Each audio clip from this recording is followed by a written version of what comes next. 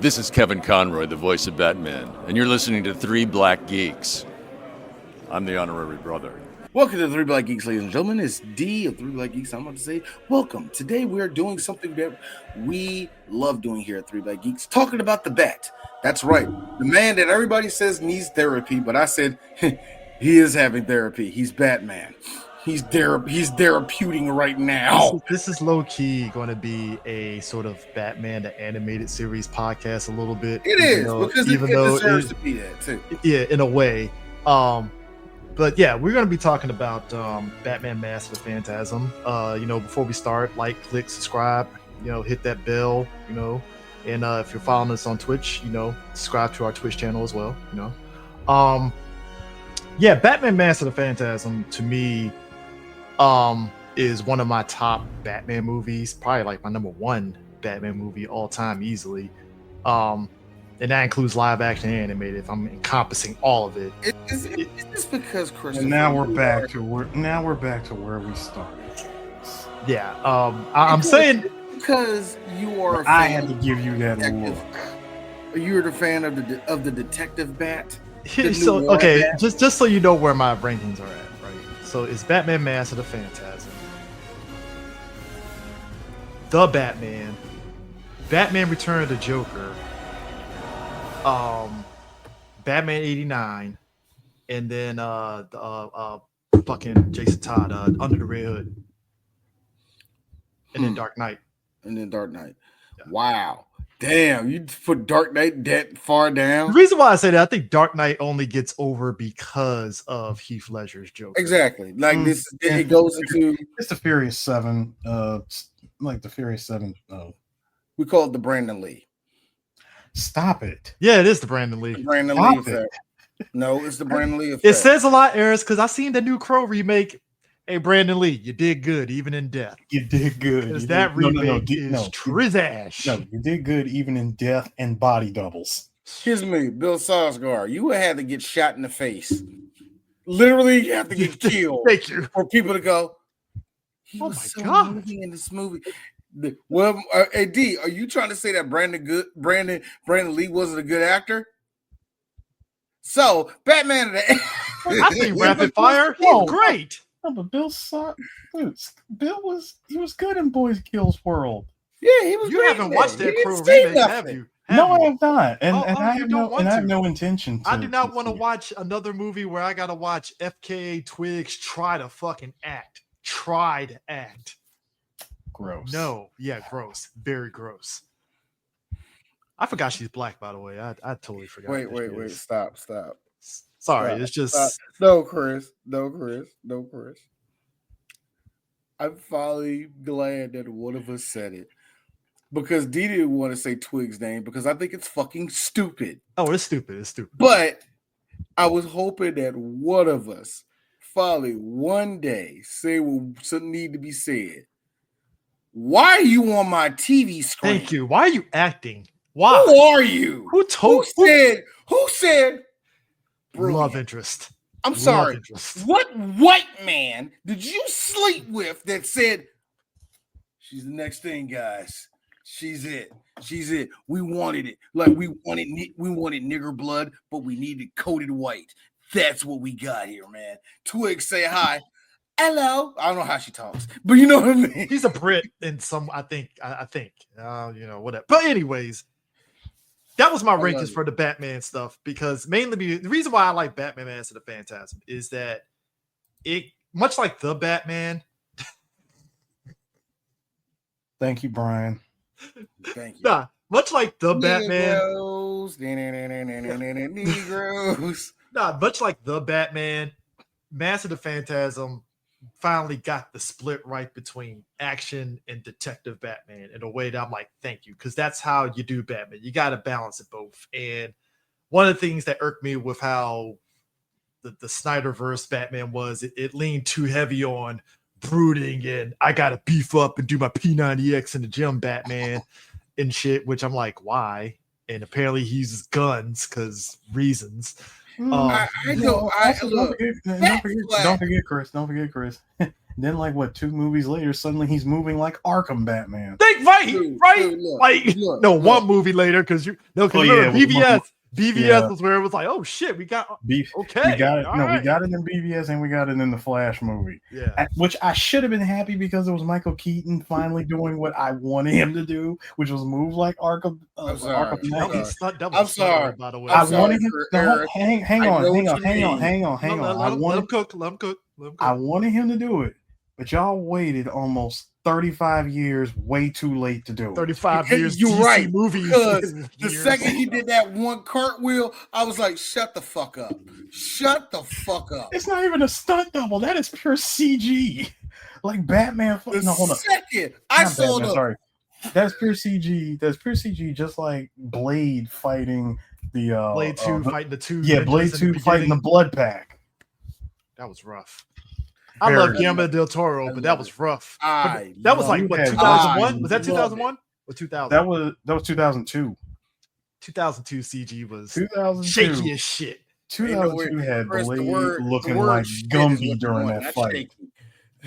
I Dude, like Guillermo del Toro, so it's like I give No. him a pass, but I shouldn't for You that. shouldn't. You You had- shouldn't, not for that. You had Wesley looking like Gumby out there with that movement. But anyways, but I no, like how they get the elastic stretching in the CGI. I love it. but see, here's the thing. So here's the thing about Batman Mask of the Phantasm and the year that it came out. Animation, and we're going to talk about this. I think we touched on this a little bit, but animation in the US, in terms of how critics took it, it was very, at least to my perspective, and I'll let you to speak on it. It was weird because it was like, if it was something from Disney, critics ate it up, right? If it was something like Don Bluth, they were kind of iffy on it, but they kind of appreciate the movie for what they were. Depending on the story. Well, depending on the story. And then like Batman Mask of the Phantasm came out, and it was like critics were like, it was like they were shitting on it, but not really shitting on it. I don't know if that makes sense. Like it was this thing of like they wanted, what's the word? It was like they very much were kind of like didn't know how to feel about it, especially for a movie that's like what, hour 15 minutes. Okay. The critics liked it, number one. Okay. Yeah, they did. Overwhelmingly, I'm just gonna go off of this, but let me take the critics out of this for a second. Yeah. And let me go like this.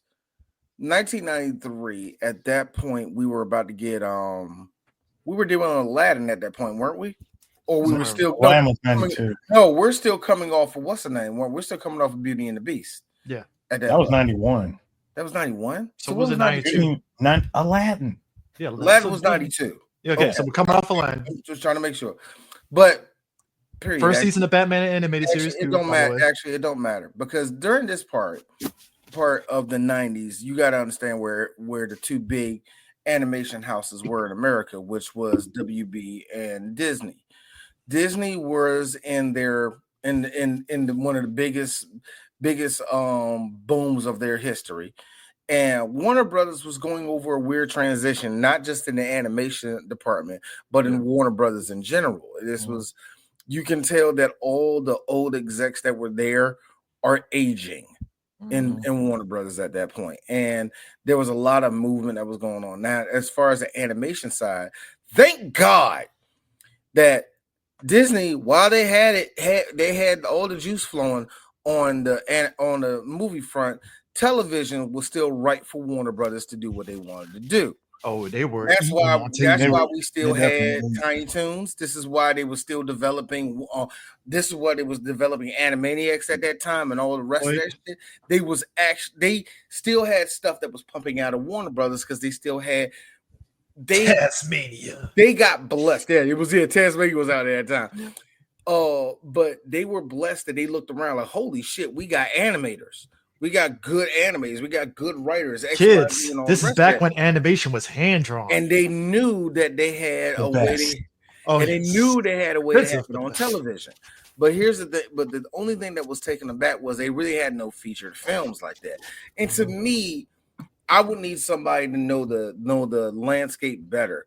Because we know that television really didn't get respected until about the 2000s. It took Tony Soprano and them to kick that wall down for everybody to realize that television can be very, very good. HBO better. Was like exactly, and even better than movies sometimes. So this was during that weird time. I would have to know what was going really on at that exact time, but this was a time where they could gamble on a thing like this, and they did. Here's the problem. And this is just keep it a buck.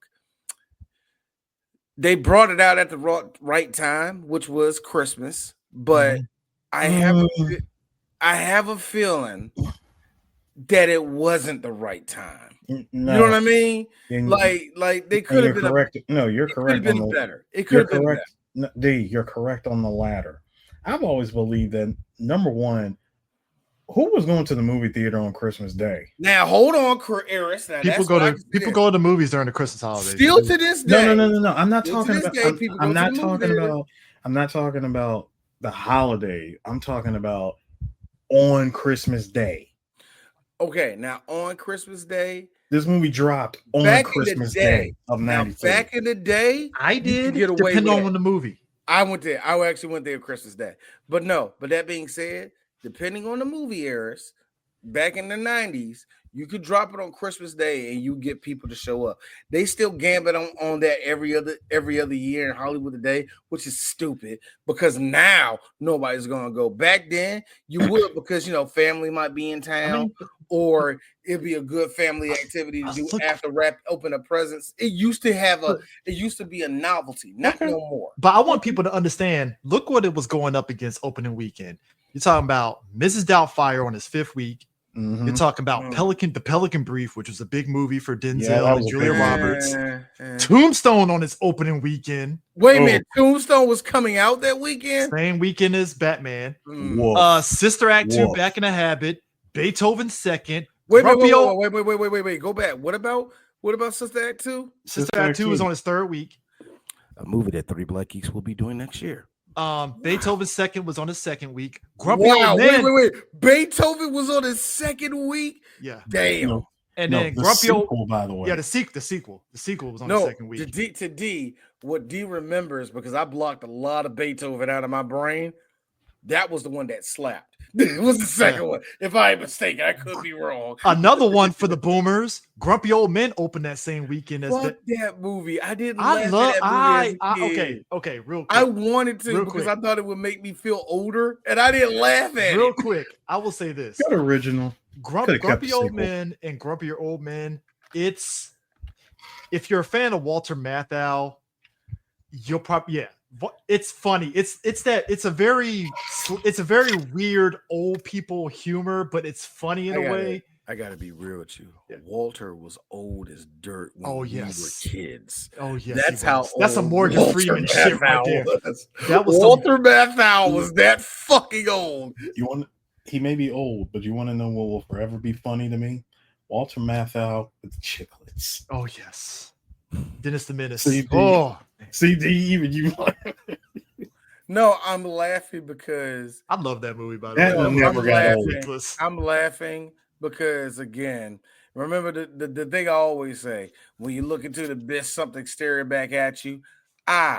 Dwayne, I know you two fuckers do, but D wants no parts of talking about Dennis the damn Menace. Here's the thing. A movie that I will admit that I've seen a million times as a kid. I don't want to do it. I would rather do Dennis the Menace than that fucking bullshit Leave It to Beaver fucking movie. Tell you that much. Hang on. They did a movie. Okay. No. Yes, they did. No, hang on. No, I'm sorry, Aaron. Real quick.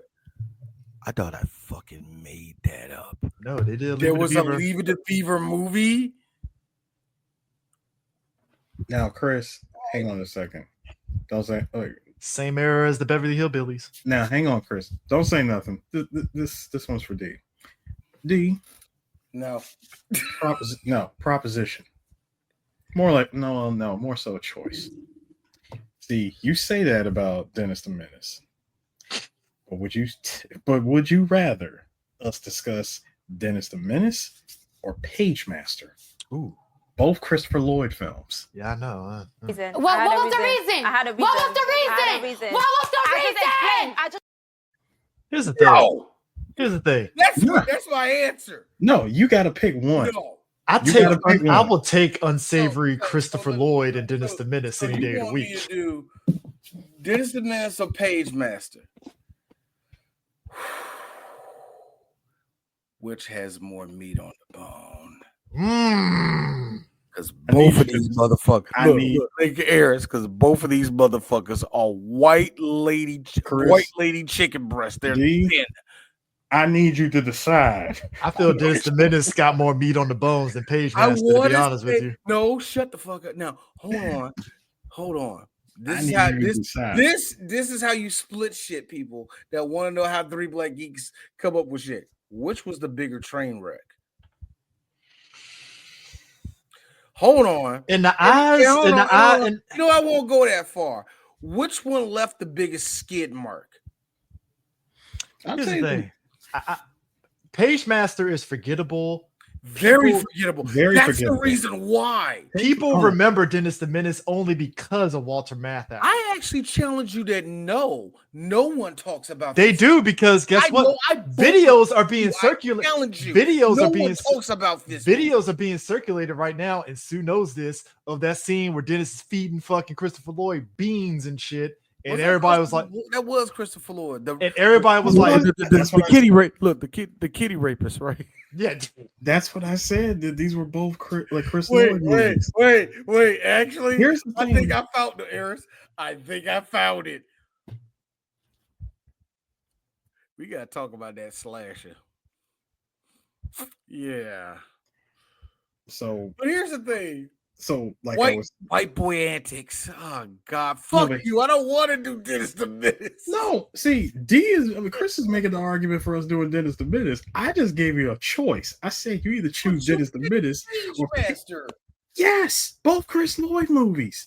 Hey, yo, Shaggy, you barely show up anyway, and here you go, Page Master, do the Page Master, do the jump with the book stock.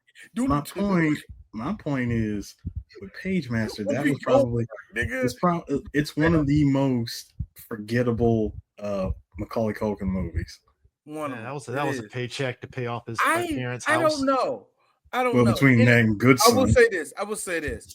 Page Master and getting even with Dad was the paycheck. Hey, correct, Harris. I will say this: Page Master really is the jungle to jungle. That boy went to coma.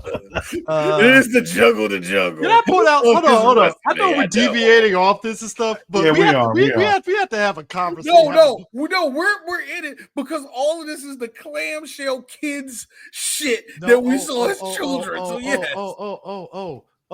We're going to have a conversation on that era of just white comedy, because Chevy Chase and fucking Jonathan Taylor Thomas and that bullshit fucking movie and stuff that made no goddamn sense. D is enjoying Ryan Reynolds slowly turning into fucking Chevy Chase. This is hilarious. But he's better.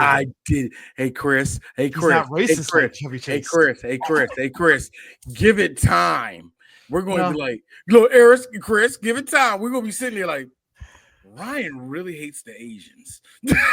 I don't know who reversed into his car that day. No. One grainy 3GP video footage uploaded onto the internet. Anyways. So like I said, I love the Descent. But hold on, though. Anyway, go ahead. Okay, so Grumpy Old Man, Wayne's World 2, which was on his third week. A movie that we want to do. Geronimo was on his third week. Geronimo? Yeah. That was Disney. That was Disney, wasn't it? Columbia. That was based on Columbia. Okay. Let me tell you, 93. Oh, that was white people giving their version of Geronimo. Just putting that on there. White people in the 90s, because they were wilding. Because Dances with Wolves fucked up their soul for 2.5 minutes. These niggas started making all these indigenous movies, not hiring one Native American. Outside of Maurice Green. Maurice Green? They get the obligatory West Studi to be in the movie. West Studi, that's what I'm saying. Yeah, they get West Studi to give it a little bit of Native into it, indigenous. Your boy, the other dude from Northern Exposure too. You know the stuntman, stuntman that helped with American Gladiators. Yeah, you don't want to talk about the name, the Bachcombe or something, Bachcombe or some shit. Yeah. White people were wilding out. Well, I'm not guaranteed is all the way Native American. What? Put it this way. White people were wilding out in the Which is a 90s shame. when it came to indigenous folks. That's all I'm saying. So Which is a shame. You couldn't even get the Native American from WMAC Masters. nigga, right? They Right. They kept picking white people. He was to go, right yo, there. They kept picking white men. They can't look. I lie to you not, y'all. The 90s was chock full of white guys and brown makeup going. He's Whoa, the bunch of them. If you put red war paint on your cheeks, you're Native American. One of the funniest things to me ever is the best. If you put horns on your head, you're a Viking.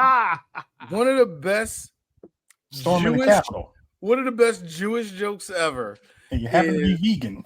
Is freaking your boy and Blazing Saddles. Mel Brooks, when he rode up on that damn horse and you saw that big old Jewish nose of his, he was Native American. That is a good knock on all the Jewish actors back in the day that were Native American. All they had to do was put that all they had to do was put that clay paint on their face. We got the piano on his 7th week, Schindler's List on his 2nd week, and then look.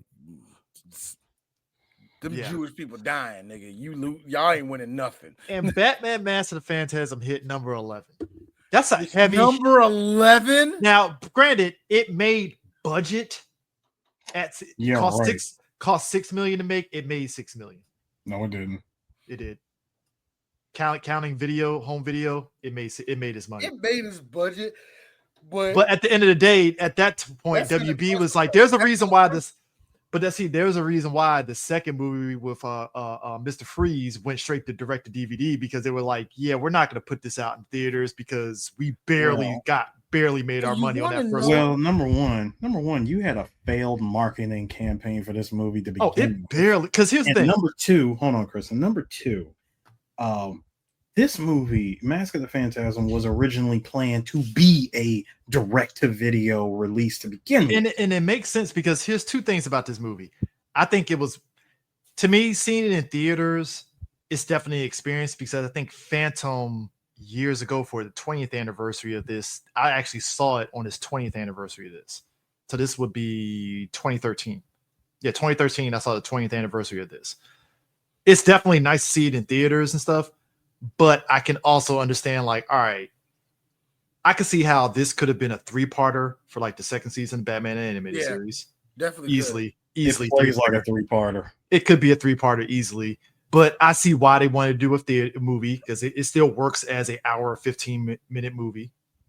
It works, but at the same time, it's kind of like, for something that they definitely greenlit because of the critical acclaim of the first season, I see why they went forward with it. Which, funny enough, this movie is actually based off of Batman Year 2 comic that came out in the 80s. Now, here's the one thing I will say that kind of gets me when it comes to this release. Just keep it real. This is not a knock on the animated series, because we all love the animated series. But let's just keep it a buck. This shit moves slower than any other cartoon at that time.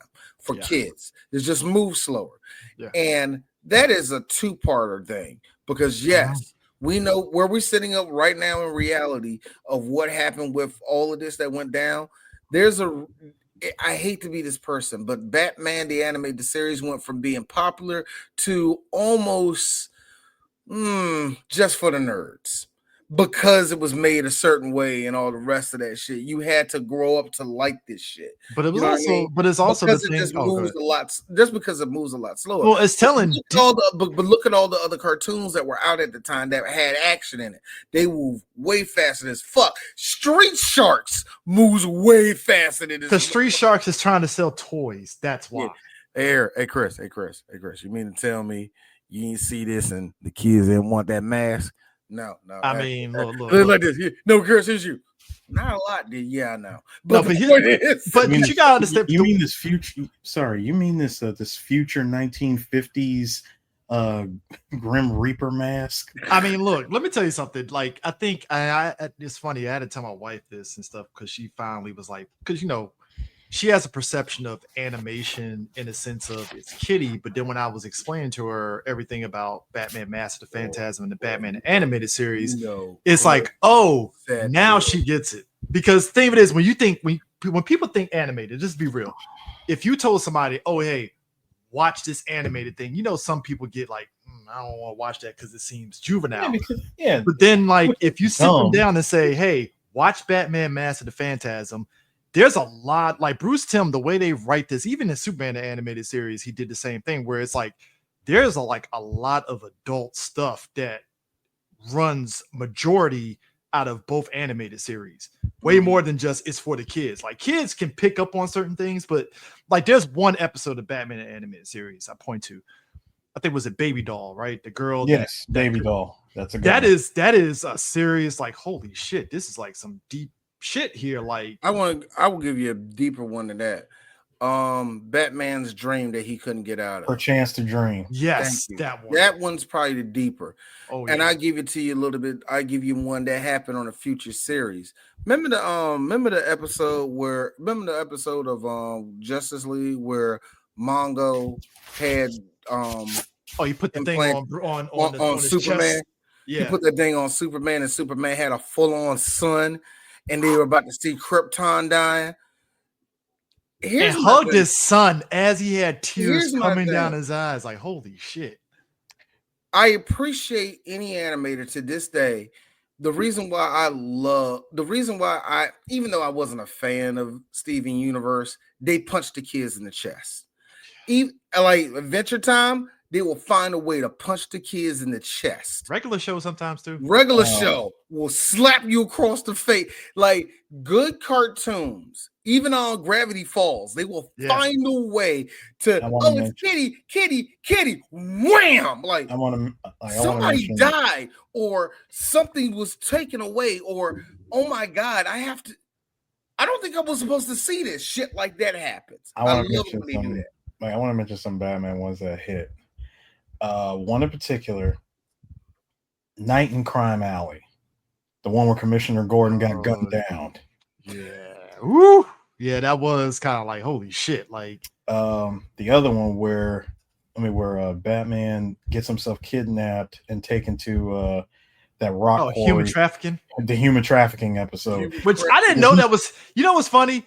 As a kid, I didn't know that was human trafficking until I grew up, and I was like, "Oh shit, that was human trafficking." Damn. Human trafficking, where even he forgot what he was there for, and then suddenly, and all it took was for a black man sitting next to him talking about, "I miss my family." Heard the keyword family, remembered his parents. Dude went into Batman voice and said, "We're gonna get out of here." And you know, I'm mad at you and Brian right now because y'all both made me laugh at the same time. The black dude, I remember that nigga, but then I had to see Brian put this.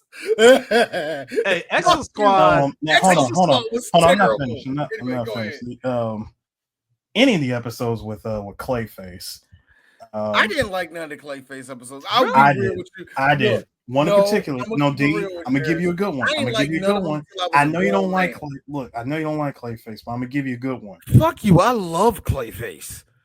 I'm just keeping it real. I'm giving you an episode. I'm giving you an episode that's a good example of this. Yes, it's with the new animation that I do not like, but the episode was good. Growing Pains.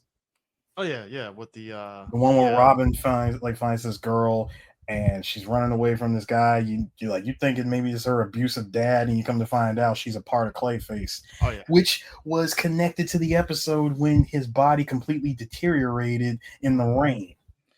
Yeah. From the sequel from his origin story. Two-Face. I don't like that episode for one main reason. Like the two-part of Two-Face was a good one.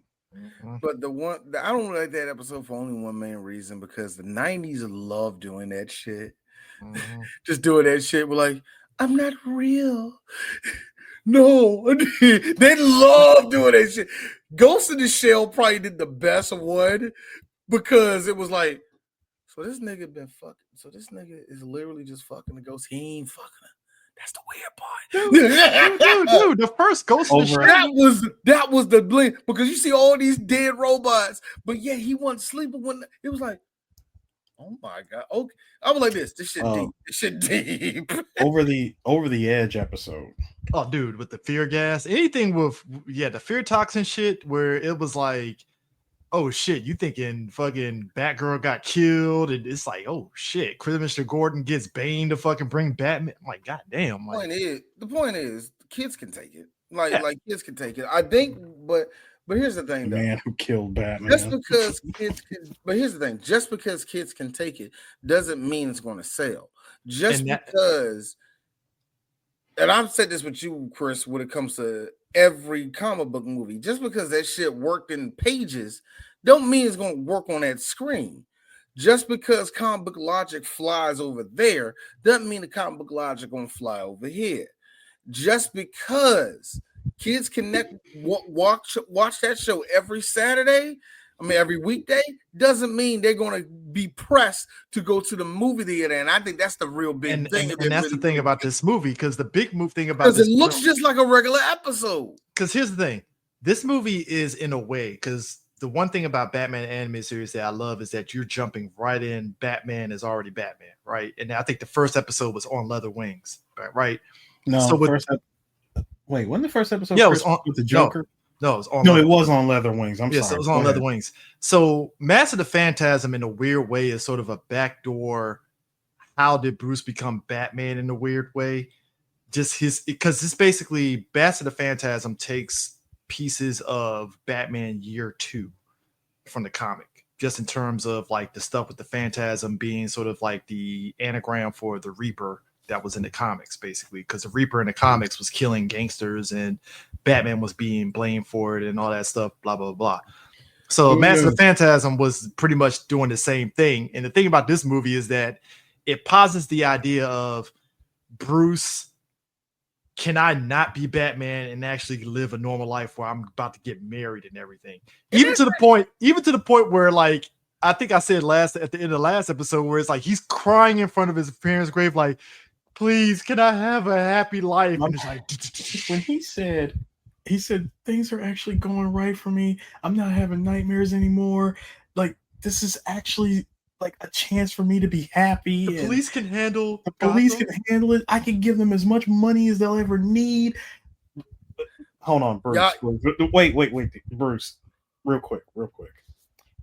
You knew prior to you trying to figure out this whole crime fighting thing, you haven't gotten your costume and mask yet, but prior to this whole crime fighting thing, you knew that there was major corruption going on in this cesspool called Gotham City.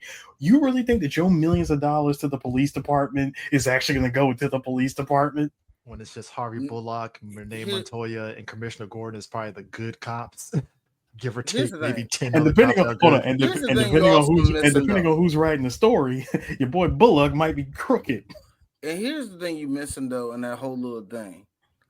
Bruce said, and I quote, and it was in bold letters for D, I didn't plan on being happy. Yeah, he planned for everything. That hits hard as hell.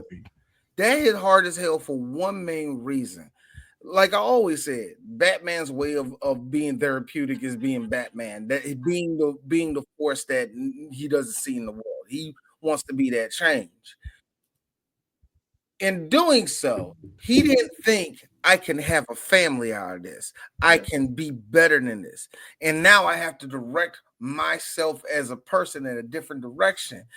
Am I doing the right thing? You know what I mean? So yeah, it was pretty heavy.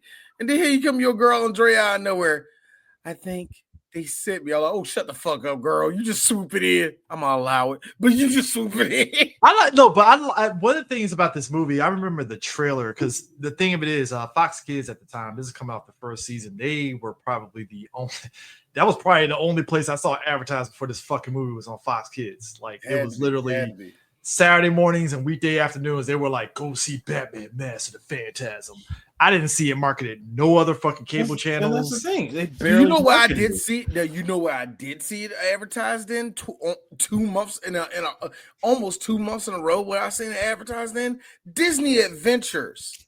Oh yeah. I am not joking. It was advertised in Disney Adventures at that time, man.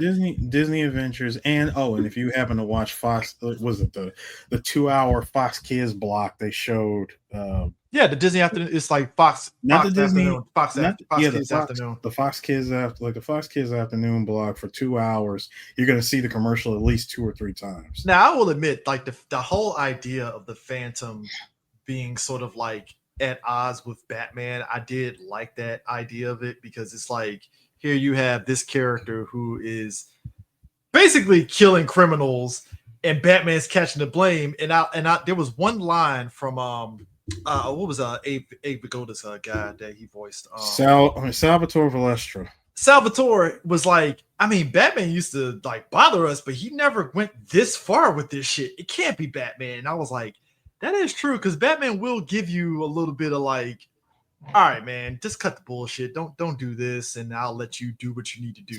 You know, you push things a little bit further, and I'll shatter your collarbone. Yeah, put you in the hospital for a couple of days. Learn your lesson. Yeah. Shatter a collarbone. Yes, shattered collarbone. That's it. Like people forget. Like, can you imagine? You stole like, I don't know, you stole a car, and all of a sudden Batman fucking makes you a paraplegic afterwards. Like, y'all need to stop that. Can y'all stop that? No, we cannot. He does. No. This is where shut the fuck up. This is where I get mad at Chris. This is where I get mad at Chris because he knows this for a fucking fact. We know that Batman 90% of the time doesn't have to throw a punch.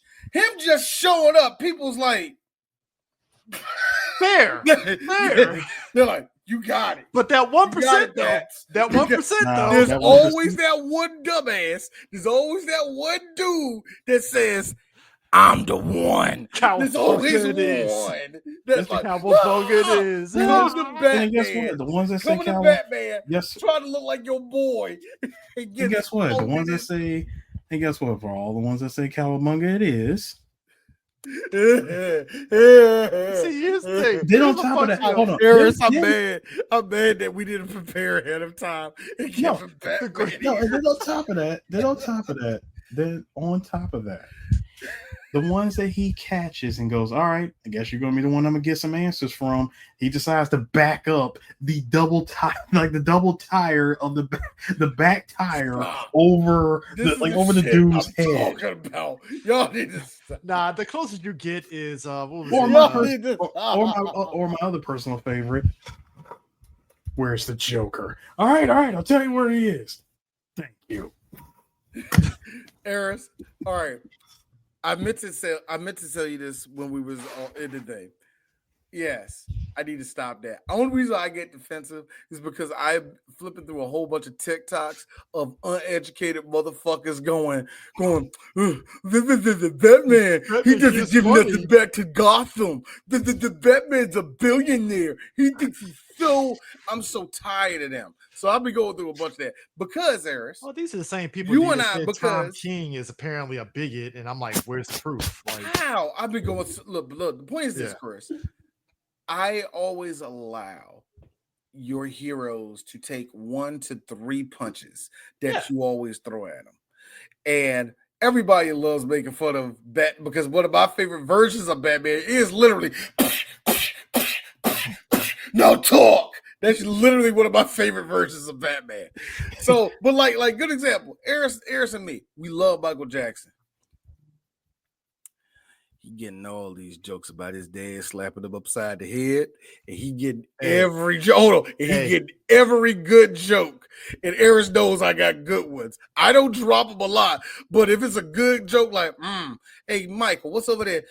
Oh, this little kid's drawing. Shut the fuck up. That ain't nothing for you. Anyway, I don't do it a lot. But when I got a good kiddie joke of Michael Jackson, I will throw it out. Jackson, the American Dream, just made all the fucking Joe Jackson fucking jokes just fly. It ain't look. Look. 5-year-old Michael Jackson just wanted to sell candy.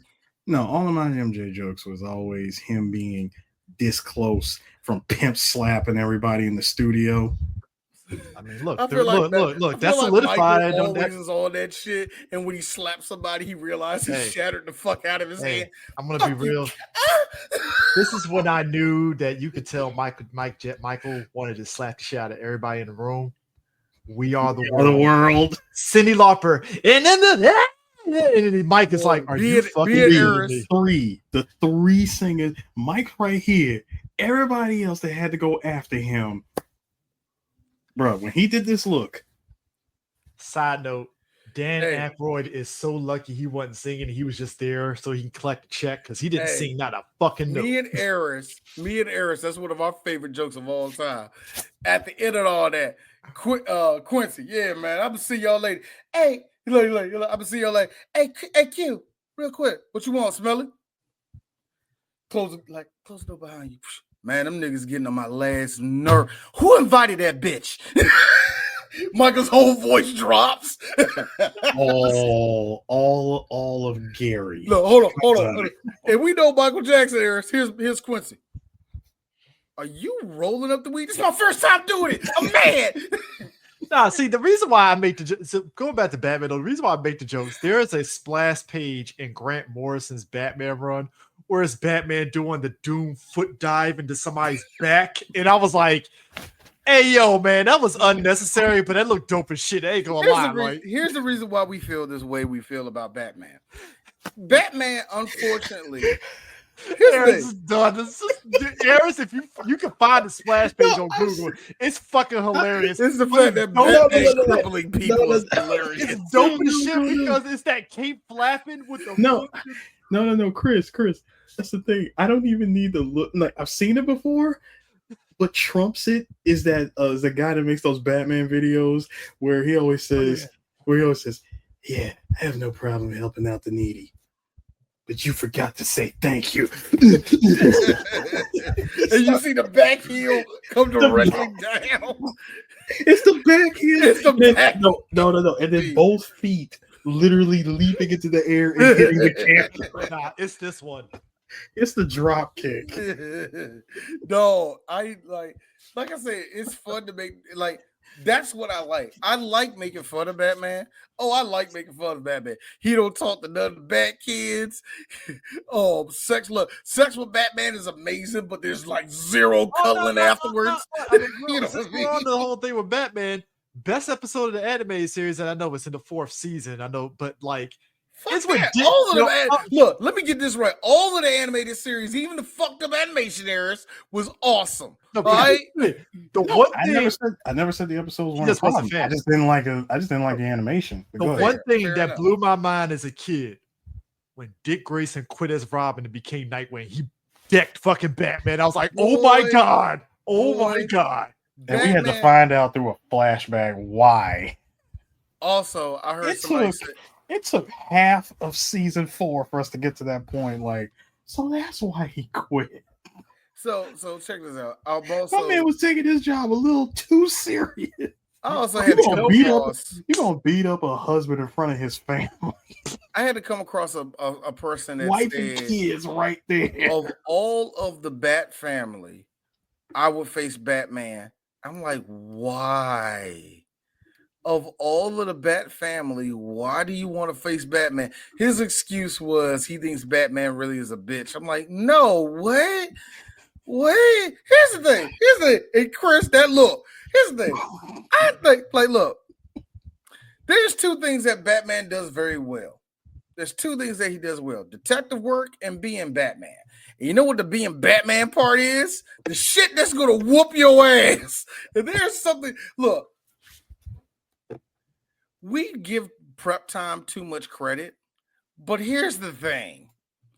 Batman really is that damn surgical. So I don't know why any of you niggas have this idea that Batman is that hoe. There's a reason why we all love how Bruce Timm did Batman, because it's like there was always moments where he did the one scene that gets me. Justice League Unlimited. He busted in there with Amanda Waller in the general and just throws the battery in the general's hand in one swoop hit, and then just punches him and then starts talking to Amanda Waller like he didn't just punch a dude 2 seconds ago. Bitch. No. That's what that was. Please listen to me, bitch. What you ain't about to do. Them 2 quick attacks was his way of saying, I ain't got time for y'all right now. Thank you. It really was. It was like See, I gotta be real with you. Everybody talks about Prep Time, but I've always said quick reaction Batman is best Batman. Case in point, Chris, you and I cried in the theater at the Batman. Freeze, Bat.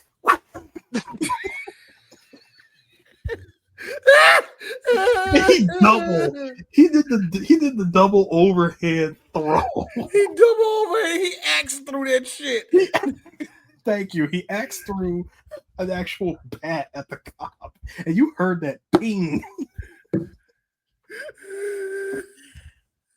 I saw that. I said, you know what?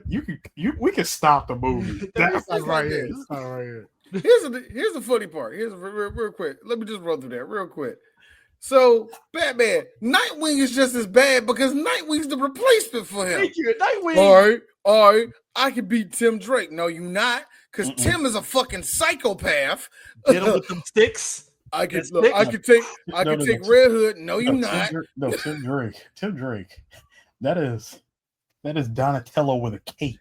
Do you know that every iteration of Tim Drake, if you time skipped him, you know what happened? He's one of them people. He's one of them. Tried to subdue the subject, but he kept moving. And see, that's not even getting into Jason Todd. You're catching a bullet. You're catching a bullet. Well, here's the thing, and then I can take Duke Thomas. Can you? That's nigga speed. That is nigga speed. And then you got Damian. Before you even get the word D out your mouth, this happens. What's that, nigga? Actually, I was thinking more so because it's Damian, League of Assassins. We'll kill you. The moment you hear, I could take Damian, your tongue is already cut off. Oh, dude, funny, real quick. The previous animated movies, right? The funniest shit. I don't know if you saw it. So me and D saw it. It was it Justice League versus Teen Titans? Where I've seen that one. I think he beat the shit out of Riddler and Batman scolding him in front of the league, like, "Hey, bro, like we're supposed to subdue him. Why the fuck did you do that? Whoa, like we're supposed to kill him, right? Like that's what we're supposed to do, right? Like you want me to do? Like, come on, League of Assassins. I kill people. Fuck, I'm doing my job. I'm doing what I was raised to do. There's a reason why when Nightwing fought Damian after he subdued him, he called Batman Nightwing's all cut to shit. Like, yeah, I found your son. Yeah, we gotta talk about this. I'm about to kill your son, bro. That's what you actually heard. Hello, I'm about to kill your fucking son, nigga. He here. You calm now, Damian. Fuck you, little nigga. Yeah, so he here. This is the reason. This is why he got him tied up with the bolo. Here's the thing, though, hey Chris, and that's the thing about Nightwing. You don't want to see Nightwing. Why? Because he has the same problem Bruce got. What is that? His therapy is being fucking Nightwing.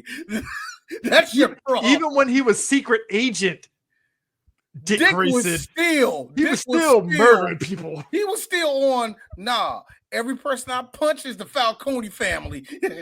He's been on that. He's been on berserk mode just as long as Bruce have. Now the thing about Mask of the Phantasm, it is definitely a slow burn of a movie where it's like you're getting action beats mainly with the Phantasm going after the gang members, and then Batman taking the hit and he has to run away from the cops and all that stuff. That's your action beats, basically. Yeah. But everything else is built on everything else about this movie is built on the mystery of who is the Phantasm and the flashbacks of Bruce being Batman and him having that relationship with Andrea and her shit with her family. It's a lot of back and forth flashbacks and all that stuff.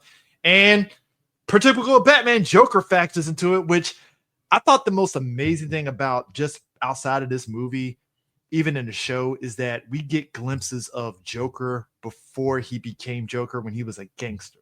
And I love it. And that's the great part. And I was asking Eris, and you see Joker right there above your boy, by your boy Sidney Koufax down there on the corner. Yeah. But anyway, no, you see him over there. And I was asking Eris, will we call this Joe Chill? And Eris is like, no. I stand on it. No, this is not Joe Chill. Even though I gotta ask this question, considering how young he looks in this picture, when we see him in the animated series, it makes me ask the question: how much time has passed? How old is Joker in the animated series versus this time? Well, adding that part in the animated series, I don't know if you remember the episode with the guy that did the comedy at the Johnny Carson, I guess, sort of show inside the Batman universe and shit. Mhm. And then Bruce figured out that the comedian from that tape years ago was the Joker. Was that the Red Hood? No. This was in the TV show. I think it was like the second season. I think second or third. I know season. what he. Yeah, I know what you're talking But about. like I the couldn't remember his comedian, name. I forgot. yeah. It was the comedian. It was just the comedian. I'm Yeah, sorry. but like Bruce was like, hold on, that comedian looks familiar, and then he did the whole thing, and it's like, oh shit, that was Joker in his. So when I watched this movie, it's like, yo, he really did have like a lot of stuff going on for himself, other than just being a killer. Man. I like all it took was for Bruce was to just grab a red colored pencil and just go over the grin. Oh, he's like, goodness. oh no. Like, and when the picture has Mark Hamill's Joker laugh. Yeah, you already know where it's going. That's my thing. When it comes to Joker, I think do you like him more as a random gangster? Mm-hmm. Do you like him as somebody who was in the crime scene and he was known and he ended up being the Joker? Mm-hmm. Or is it that rare occasion where Joker was a regular guy and he snapped? Like, even with the Joker movie, the Joaquin Phoenix movie is a probably good example of that. And then, so which version do you like better? To answer your question, D, I'm gonna say the same answer the Joker said himself. I like multiple choice. I was going to say that. That's what I like. I mean, that's what Nolan was doing in The Dark Knight. When every time he explained how he got the scars, that was his way of kind of giving you different interpretations of like. Or whenever he had couch time with Harlequin, he's like, I remember my father was supposed to take me to the circus. It was the circus, the movie theater, like. Did he do another story in Joker in Batman Beyond? Revenge, was it Return of the Joker and stuff, where he told another story? And I think that was the genius that Christopher Nolan got. That was the little bit of genius that Christopher Nolan got with Joker, where it was like, this motherfucker literally changes up his story every time you hear him. It would always have me rolling was Harley being so heartbroken when she found out. She was like, the circus. He said it was the circus. He's got 1 million of them. Hey, listen, the thing about this movie is that, one of the things I think going into it, this is from off of the Master of the Phantasm release, like they did interviews with Bruce Timm and them and Dini. They initially didn't want to make this. They wanted to make this movie where it didn't have any of Batman's rogue galleries in it. Yeah, which would have been interesting. It would have. I could see how. I mean, what the return of Jazz Man? I hate to be that person who had more of a vendetta as Gordon than Batman. Because I told this to Eris not too long ago when it came to toy animation with anything to Dragon Ball. I hate to be this person with Batman. So who's the villain in this? No, who's the villain? Yeah, I know the Phantasm's here, but who's the villain? Who is it? Am I speaking wrong? Who's going to be the villain in this? I hate to be that person. But here's the thing. I really hate to be. But that I feel person. It had to be the Joker because number one, it works for the Joker because story-wise, story was perfect. It fits right in. But the thing is, it wouldn't work with Two-Face. It wouldn't work with Bane. It wouldn't work with Penguin. Would only work if you have him as the guy that gives inside information to Batman, like he needs some information. But I'm kind of shocked. I think he wasn't in this movie. Harvey. I think it would work with Harvey, but it can't be. He would only work. Yeah. He would only work as a secondary villain to like Batman needs information, and I need to go after the Penguin. Like if he was just there, because you got to remember, around this time, 93, they were still going with this is second season. Yeah, but I mean, I'm saying around this time they were going with the Burton-esque. Yeah, the DeVito Burton, because the fourth season was where they went with when they went back to and season 4 kind of went. They went back to the 60s. They did with the look, but also like I think even Bruce Timm, because I still got the DVD, but he was like, we kind of wanted to make him so like we see in the Arkham games where he clearly is gun running and he's with the gangsters, but like he's information if Batman needs information, like hey, what's going on, what's happening over here. Give me some information or I'll break your legs. That kind of shit. You know, it's kind of funny. I like how You're gonna need 2 monocles. Like how Right? I like how need 2 monocles. I like how some of the stuff that you know how some stuff happens in certain media trickles down through the time and all the rest of that. That's why I kind of like Joker having multiple backgrounds, or like we said, with Catwoman could have worked in this movie in a weird way. Catwoman, I don't think it would have. In a weird way. I think it would have took away. I think it would have took away personally. Even if it was Selena, not Catwoman, but just Selena, just there in a weird way. There are ways you could go about it, but that's what I'm saying. Yeah. When you gonna stop chasing her or some shit like that? You know what I mean? It was my favorite line.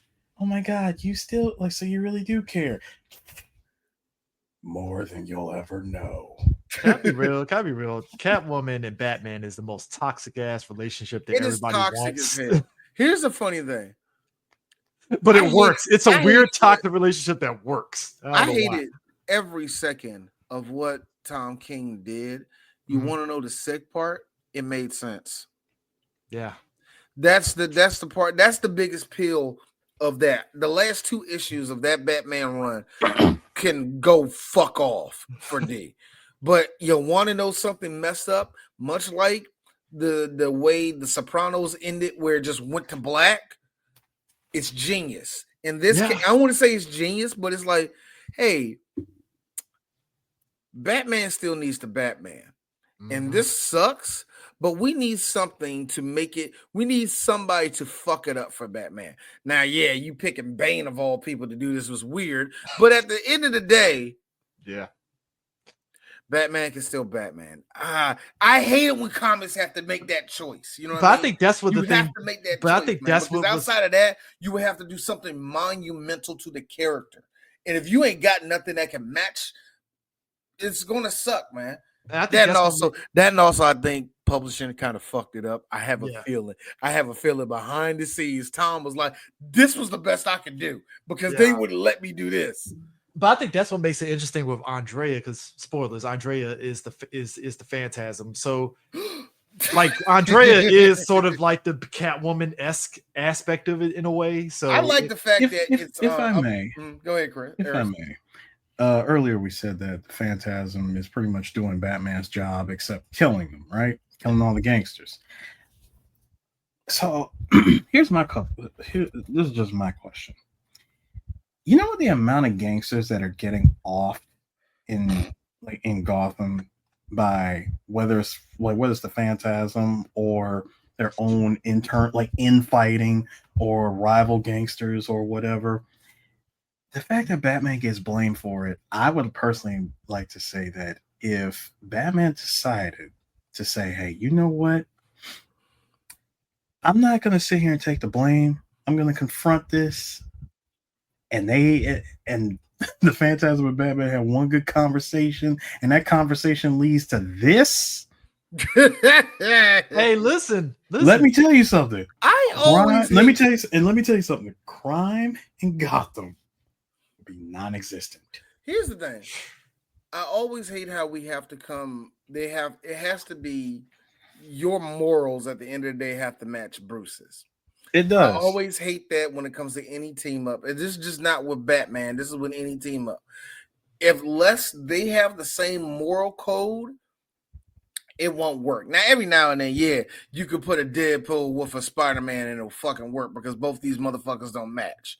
Sometimes you can do that shit. But with Batman, unless you're going to go all the way with it and have him team up with the Ninja Turtles or the Power Rangers, it ain't going to work the way you think it's going to work. Let me tell you something. So let me tell you something about Poison Ivy.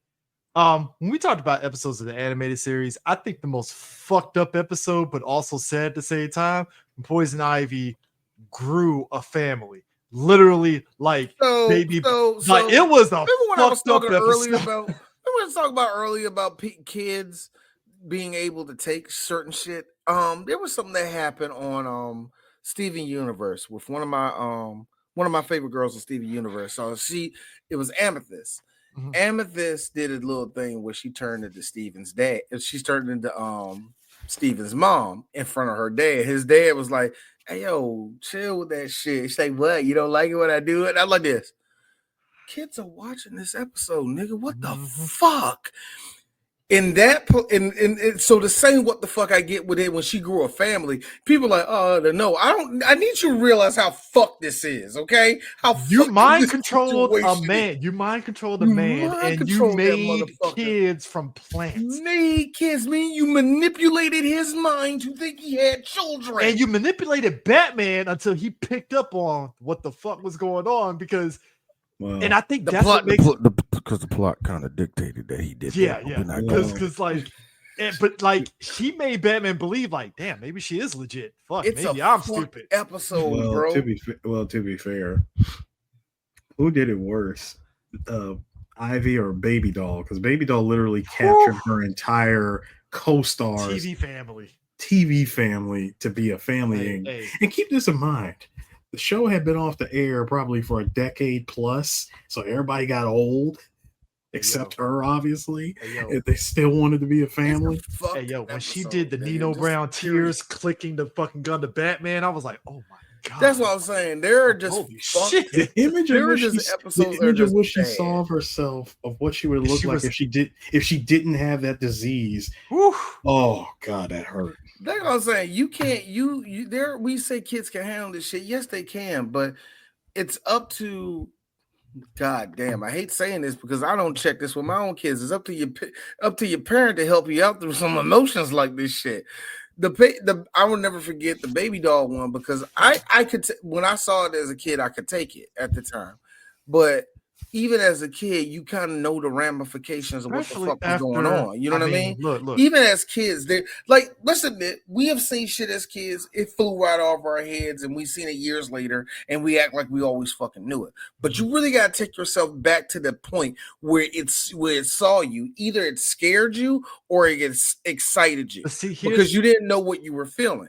And I remember seeing that click, click, click, click, click part, and it hit me in my head of how fucked up this situation is. Dude, because here's what's fucked up, okay? This is me opening up a little bit here. But like, jokes aside on the SRK forums, shit that happened to Gary Coleman before he died, just leading up to his death. I ain't gonna lie, that like we were so fucked up. We were so fucked up at the time on the fucking message boards, but we saw that was when hey, Chris, it's okay. It's okay.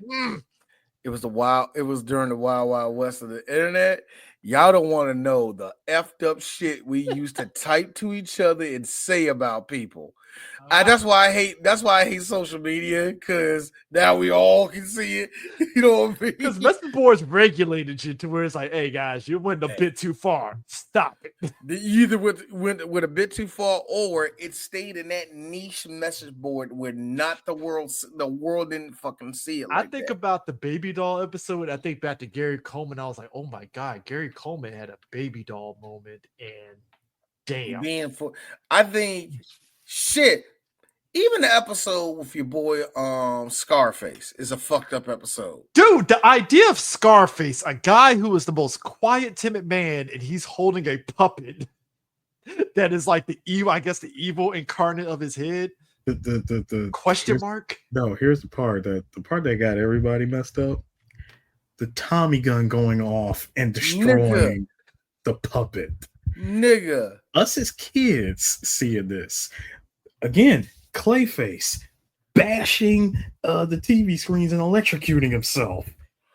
Us as kids seeing this. See, Chris, you get it. Chris, hey, look, Harris. Look. You know, I would have paid for that thing like this. Ugh, too bad I won't see the result. Hey, Harris. I'll never get to see the review. Harris. A bunch of random 12-year-olds in America when that happened. Why?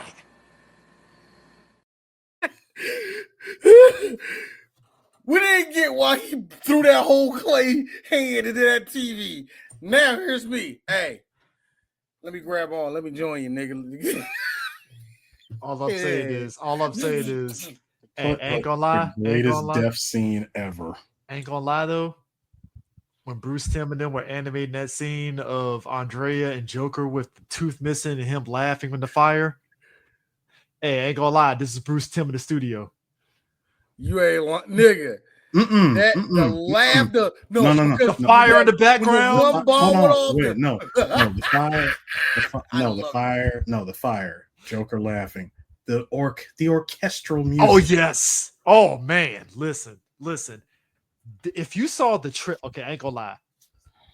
I ain't gonna say trailers haven't lost their touch nowadays, but like that trailer for Batman Mask of the Phantasm was literally gonna have you as a kid, Mom, Dad, you gotta take me to movie theaters. We gotta see this Batman movie. No, because that trailer was like epic. The orchestra music, all that shit was like there. You know, the one thing I always wondered though, it's when the last remaining mobster, Salvatore, decides to hire the Joker for $5 million to kill Batman. Joker would do that shit for free. He would have did. That Joker would. No, yeah, exactly. Note what I said. That Joker would. Yeah, that Joker. I'm like, I do this shit for free. Like you talking about? But no, I mean, because he asked him when he told him, he said, haven't you read the papers? It's Batman doing this. No, it ain't the Bat. No. I've seen wrong. It ain't the Bat. Nope. I've seen the guy. He looks like the ghost of Christmas future. Nowhere near as cute as Bat Boy. I did also, and then when he finally meets him, he said, he says, hey, I'll give you credit for the theatrics. Costume is a bit much, but then again, who am I to complain? Hey, listen. I remember as a kid. I'm sorry, real Chris. I remember as a kid, and I was wondering when I was going through this movie, what the Joker was going to say. Because when I was in the movie theater, I remember two distinctive things. There was a little kid in front of me going, "Mommy, why? Mommy, why?" I remember that, and I won't go into how I felt and how much that kid annoyed me. But another thing I remember was every time Joker said something, there was a grown-ass man in the front row that was cracking up at everything that Joker said. So as an adult, yeah, nigga, you was laughing a little bit too hard. But then I had to think about it. This is 1993 that this came out. How many cartoons was spitting like this in 1993? So yeah, what Joker said, costume's a bit much, but who am I to complain? And I heard the nigga in the front, ha! I get it now. You know what there were alright jokes in here, but they were good alright jokes. You know what I mean? One of the things I always pointed out was Joker figured out before everybody else who the Phantasm was. That's the thing I love about Joker, because Joker even does that with I know who Batman is already. Who is it? Why am I going to tell you? No, but that's I know. You know what? He figured out who the Phantasm was. No, but you know what? That's what. Again, this is why I love Return of the Joker. When he's talking to Batman and he said Bruce Wayne and starts talking about his parents getting killed, I was like, so he fucking knew the whole goddamn time. And it wasn't because the thing of it is, Bruce thought, well, maybe Tim broke, and he's like, nah, the kid didn't break. I just fucking knew you were Bruce. And I was like, oh shit, like. All right, he did something. He said a line like that. The line now he said a line. I'm sorry, Eris. Didn't he say a line like that in Arkham City? Not Arkham City. Arkham in Arkham Knight. What he knew who he was? When Batman was hallucinating and shit. Then he said like, "Yeah, I know who you are." Duh. It was like, nigga, I've been to who you was. Well, really, it was a line when he said, as soon as the electrocution, the shock treatments and everything started to take their toll, and then that's when the boy began to share such secrets with me, secrets that are mine alone to know, Bruce. Now, when he said, and like a kid who peeks at his Christmas presents, sadly, it was anticlimactic. Behind all the stern and batterings, you're just a kid in the place and crying for mommy and daddy. Oof. It'd be funny if it wasn't so pathetic. And that's why I was like, Batman. Let me tell you something. Actually, no. This was more Batman. No, because here's the thing. When he said that, that's when I picked up on. Oh, he fucking knew Bruce was Batman the whole fucking time. It was just anticlimactic in the sense of that's why he's Batman. Really? So when he figures out that Beaumont, that Andrea Beaumont is the Phantasm, you notice that when he says, "Hello there, Poopsie. You know, you never call, you never write, but understand that I always have a soft spot for you." Hey, look, I will give you. He says, dude, hold on. And I believe this is where Jeff Bezos has gotten the idea for air delivery, because my man sends in a drone with bomb. So let me tell you something. No, Eris. The scene before all that. Little robot chomping like that. Yes. Joker throws a little, what I like to call cartoon salami, the best salami that has ever been made. Mm-hmm. You go and they took a piece out. Say, you in the mood? He was trying to take. Yeah.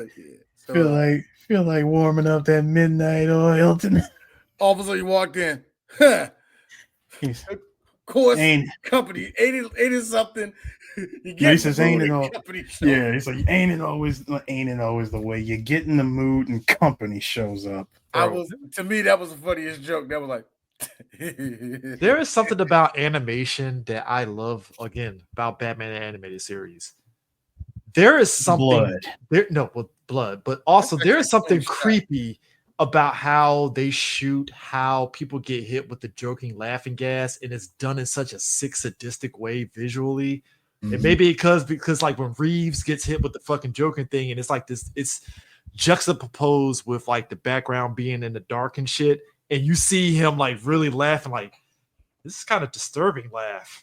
This man got yoked up by motherfucking Batman, and he's still laughing. He was like, he's fighting it, but you can see that. You can see. But he's right. That's right there. He's right there. I tried. I'm sorry. My favorite. He's downtown. My favorite. No. My favorite. No, my favorite bit with Arturo.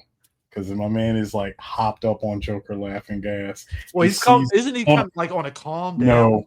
No. Well, this is when you thought he calmed down. He wakes up and he sees Batman coming. He goes, "Oh no!"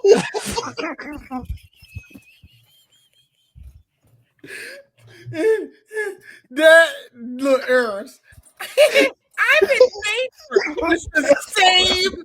Energy. I'll be honest with you. I think that's every guy. That's every guy that sees Batman. Oh no! It's the oh no.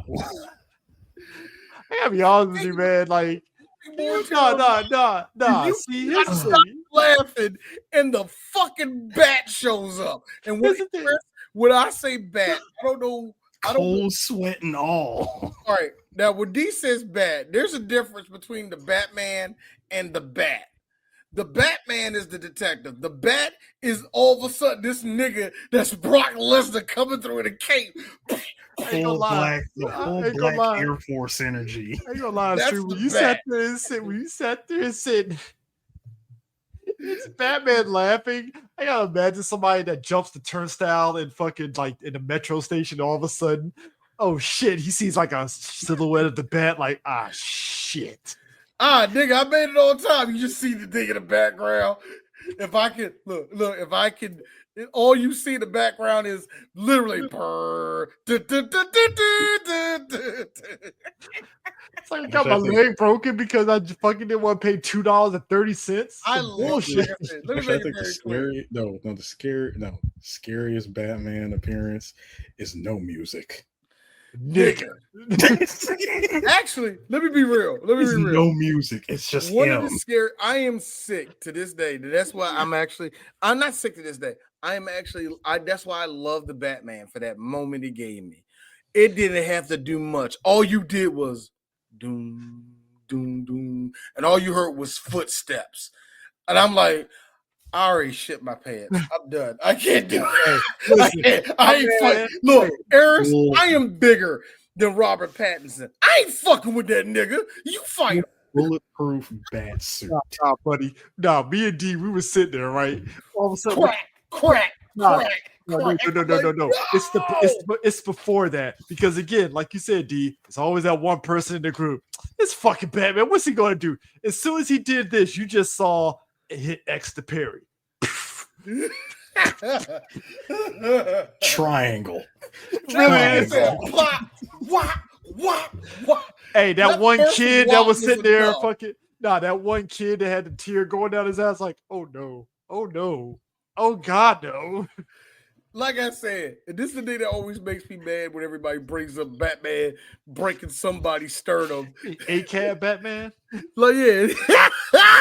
This is why I hate that version of Batman, because he doesn't do that much. He really don't. Hey, D, you gotta understand. You gotta understand, when Arkham City came out, that's all I was. I was A-cab Batman. Oh, nigga. Arkham City, each one of them inmates can get all of these hands, nigga. But here's the thing that gets me. When you play Arkham Knight, you're driving around the city only to give bad guys the hands. The worst thing in the world. You solved all the Riddler puzzles. You're just doing it just punching niggas. I'm loving the game at this point, buddy. For the love of the game. Dog, new game plus 100%. And you out there, what? It's the freaking bat. Dog. No, Chris, the thing that kills me. You want to know what scares D? Crime done. You're relaxed. Man, it's 2:00 in the morning. In my underwear, getting some milk. Close the door. Look, you close the refrigerator door, sit up, and right behind you, just see the eyes of Batman. Oh fuck! Oh God! This is how I die. Here's the thing. Batman has not killed no one, but the fear of God goes into everybody. Like, he's going to kill me. I'm going to be the one that he kills. Shut the fuck up. Shut the fuck up. There's always one dude, one goon who didn't pass the 4th grade that goes, I've seen jujitsu before. You don't scare me. Here's the thing. You mind your own business in your house.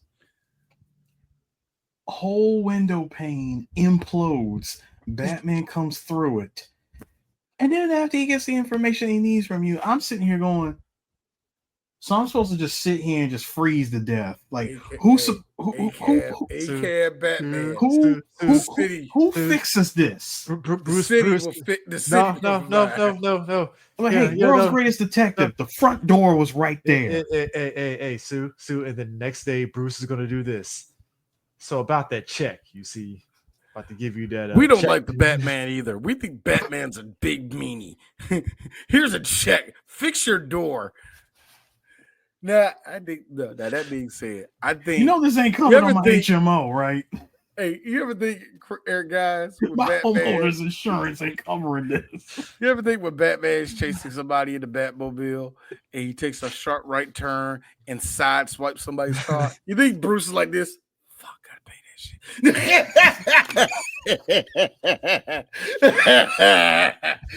There's sometimes I know Bruce is like, those were 5 lampposts. Fuck, I gotta pay for that. Hey, Alfred, yeah, you saw what I did, right? Yeah, make a note of that shit for me, bro. I'm sorry, man. Next thing, then all of a sudden, then the other side of it is, you're in the hospital for a punctured lung because you stole some Sour Patch Kids and Batman happened to see you. Chris, can you just say the diamonds of Monte Cristo or something? Why do you pick? Hey, nigga, I was trying to get something to. I'm 8 years old. I grab a stick of Big Red, and this nigga came out of nowhere. It's Batman. Justice is served for less. Okay. He fucking jaywalking all of a sudden. You didn't see you. Me and my wife, hey, go back to what we said earlier about the Bat family beating your ass. Again, freeze. Earlier about we saying the Bat family beating the shit out of you. My wife said, "Oh, you don't want to go against Barbara because Barbara is the level-headed one." She the level-headed one of everybody. She's the nice one. She the nice one, and she's still going to snap suplex you like it ain't. Simone Biles ain't got shit on her. This is Barbara. I think people think, oh, it's Batgirl. No, Batgirl can fuck people up. Here's my thing. That's what makes her so scary. She's the level-headed one. Now, you know what's interesting about Andrea Beaumont? Clearly, she has the voice of Lois Lane. I thought that was actually kind of cool. Yeah, she went from that, and then Bruce Timm was like, Can you be Lois Lane? Yeah, you do that shit. Yeah, do that. But like, you ain't gotta change up the voice either.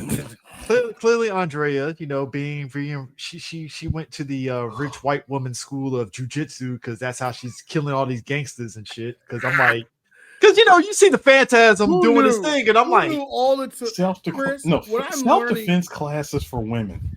This is the reason why the only reason why I don't like Detective Batman is because one hip toss can take out everybody. Dude, hey, look, the video. These are Italian gangsters. They're not. All they know how to do is shoot. If you don't hit, Hey, look. The video was circulating. The video is circulating already online. Batman fucking when he met Superman and he fucking judo threw his ass through a table and shit. And people were like, Batman can do that? I'm like, well, I mean, if you catch Superman off guard, yeah. No, sir, these are kryptonite. Sir, these are Italian gangsters. They only know guns and veal pasta, all right? And they fucking some free, fried pit's guts. Laughing Mamma Mia. I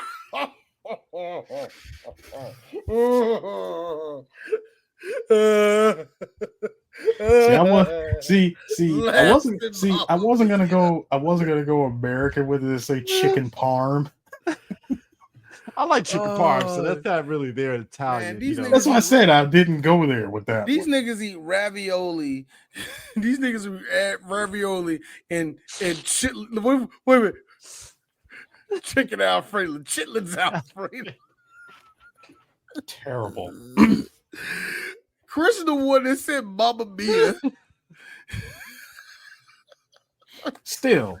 He the one that said Mamma Mia. Like a Vespa is going to appear out of nowhere. No, still, it's down to just the three gangsters, though.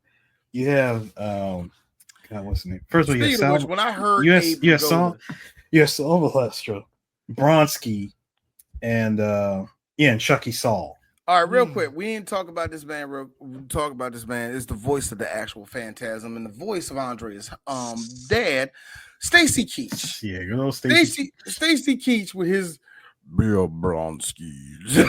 I was like, hi, Stacy. I'm like, what's up, Keach? What's up, Keach?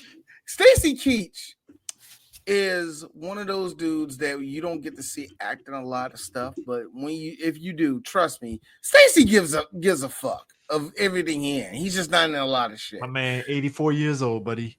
Still kicking. It was really cool hearing that Titus got to finish their last episode or whatever. Yeah. And they did it during COVID or something like that.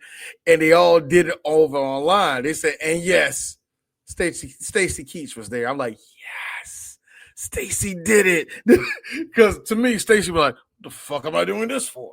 I'm trying to live. I don't need to be doing but you know what's interesting though, when we think about this movie, to get, and like I said, it's credit to Bruce Timm and them. They always, whenever they get voice talent and stuff, they've always gotten, again, the boomer actors that we know and we've seen. They went straight for boomer TV and Abe Vigoda, boomer low level acting. Abe Vigoda. It's like you got Abe Vigoda to get into a booth to voice. That's crazy, man. That's crazy. Like now, here's the which is ironic because in Godfather he played Salvatore. Yeah, and Salvatore Tessio.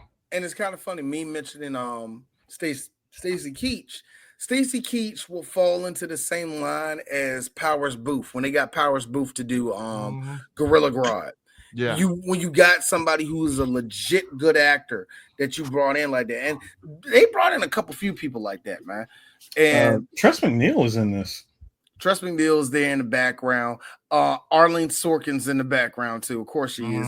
You hear her And actually. she was uncredited in this for some reason. But you hear, hold on. Here's a other fun thing. When we did Rover Dangerfield, she was in that movie, but she was uncredited in that one too. I don't know what was going on with her contract at the time at WB, but there you go. So that it's one of those weird, like, huh. You know what? I always said that me and Prime said this and stuff. In certain moments, you tend to forget there's never been a bad Alfred Pennyworth. Can I say there's been one? I don't think there has been one. The one in Beware the Batman I wasn't too fond of. You really were fond of? He was all right. That was the one that could handle himself, right? That was that was the one. So they used that as the basis for the Pennyworth show, which is actually pretty fucking good. I heard Pennyworth was good. I never seen one. It's really good. I haven't seen none of it, but everybody said it was good. But I think one of the things about Alfred is that the comic book side of the character, they did so many different variations of it. So like when you look at Beware like you said, Beware the Batman and even Pennyworth, you forget in the comics, like they had the background that Pennyworth was like an actual army, like he actually can shoot guns. He was part of the Royal Army, all that Secret Service, that kind of. I was about to say, the one in Beware the Batman, he was a part of the SAS at one point. SAS. So it's like when you see those moments, you're kind of like, all right, cool. So that's why I like, as much as I don't like Gotham, Alfred in that show was actually pretty fucking good. I will have to agree. I will have to agree there. I think what we got in the cartoon, at least what we got in this cartoon, he was great. Comes to this Pennyworth, I like about him is that you can really tell that he helped raise Batman. He's there to be the therapy that Batman that he needs. And I love that one line. And I love that one line that he said, where he said, "You act like you know everything about me. I should. I wiped your ass. I should." I'm like, thank you, Alfred. When it comes to live action, I'm nostalgic and I'm biased. I like Michael Gall. Yeah. He's still my favorite. For one reason. He's still my favorite Alfred. I don't for one reason. And this is so unfair to him. He looks generic. It's so generic. You know, I will say this. At the time. I will say I'm not even I'm doing a period, dog. It don't matter for me at the time or not. No, but you gotta think at the time. Everybody can be whatever. The point is, I'm not a fan only because he comes off generic, but I will say that him and Batman Forever is where I remember him the most at. And because I think he had the most time to actually get to act. What I'm trying to say is that at the time, not a whole lot was ever explored with Alfred. Yep. During Batman 89, Batman Returns, even in the animated series, not a whole lot was ever really explored with him, especially for us growing up. Unless we were like super neck deep into Batman comics and they actually did decide to deviate and do a story on him. Yeah. I mean, but that's the thing too, because it's like in this film, you see their relationship. Because like I said, again, I think in the series, because you're already diving straight into Batman being Batman, the camaraderie between him and Alfred is there. But you can tell in this one, now it's more so to the point about the fact that Alfred is like, you could tell, he's that guy. He's the guy that raised Bruce, so he's going to be a parent when he needs to be a parent in that moment. And yes, I do admit, animated series Alfred is my second favorite. Oh yeah, that shit, dude. The shit with the Hawk people that came to Earth and they belt blast through the fucking manor, and he's just sweeping like, I gotta clean this shit up when this fucking thing's over with. Jesus, like I'm like, Alfred, I don't think Bruce yells at you for any of this shit. You can take your time. Look, he was almost done with having the whole mansion cleaned. He was about to put on a spot of tea and watch Matlock. I was about to say not that, Doctor Who, because he's Brit. No. I'm with you, Eris, because I was about to say that. Master Bruce is gone. House is clean. Time to watch my show. Click.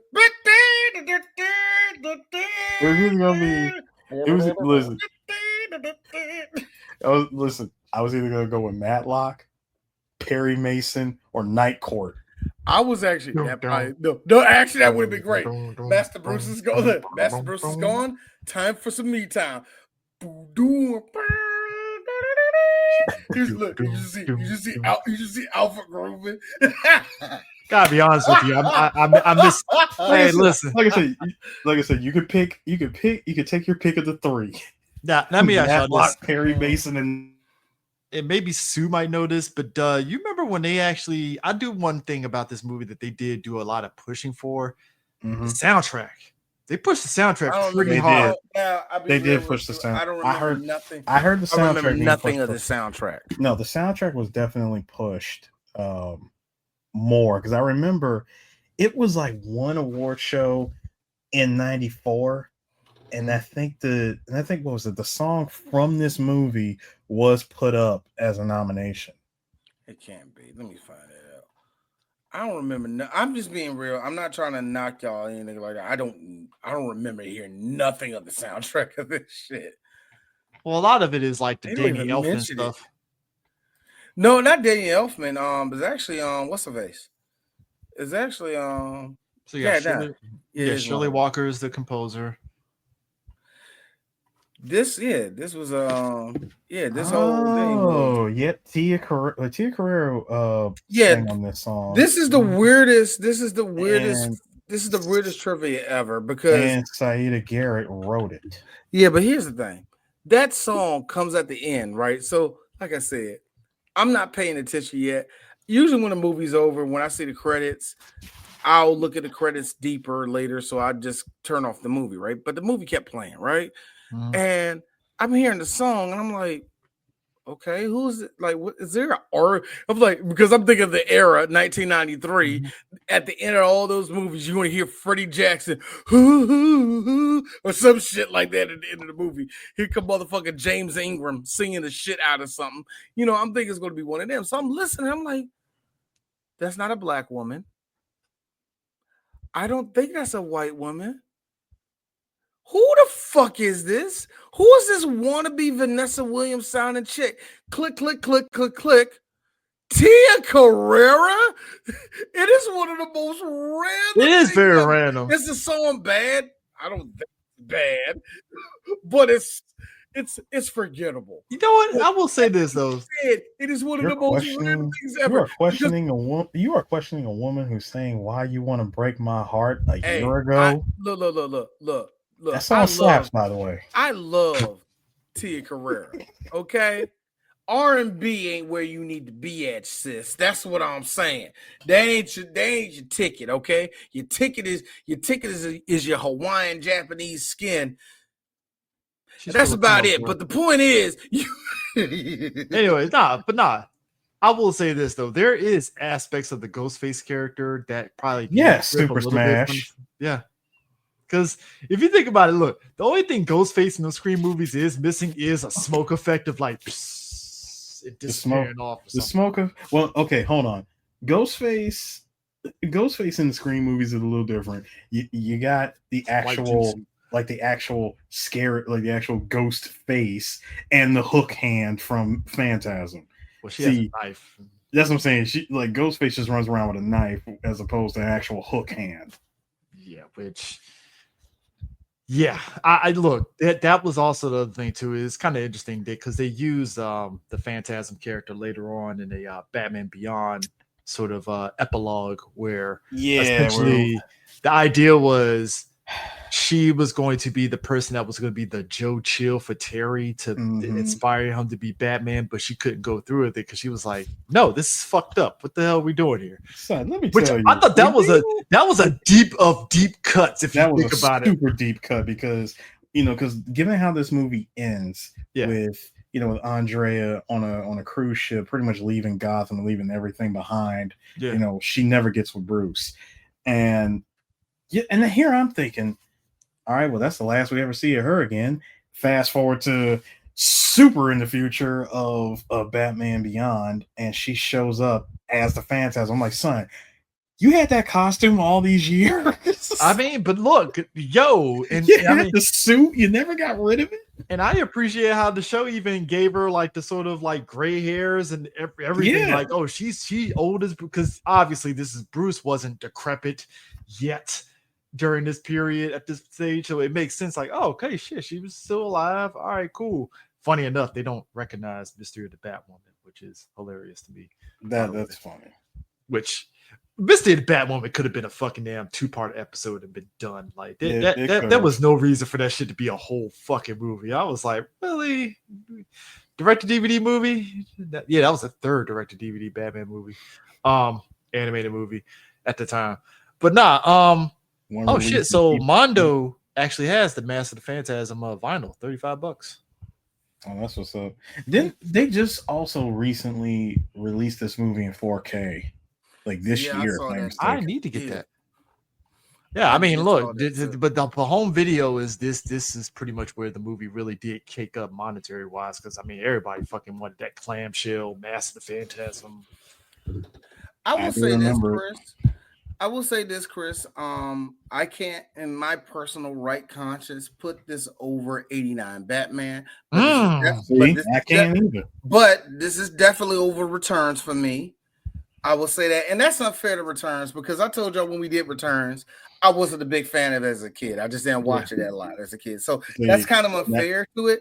I can be real with that. That's where I'm the breaker between the two of you. I put this movie third on the road from 89 and Returns, because I watched the first two more than Mask.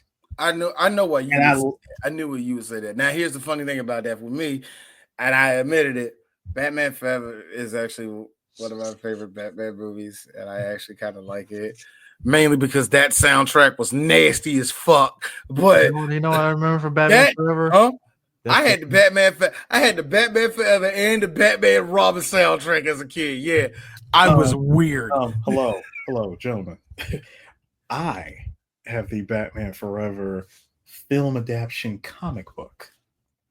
Guys, I had. Do you remember back in the day? I still have it to this day, because I had the Mask of the Phantasm tie-in comic book that came out in DC back in the day. I had that one.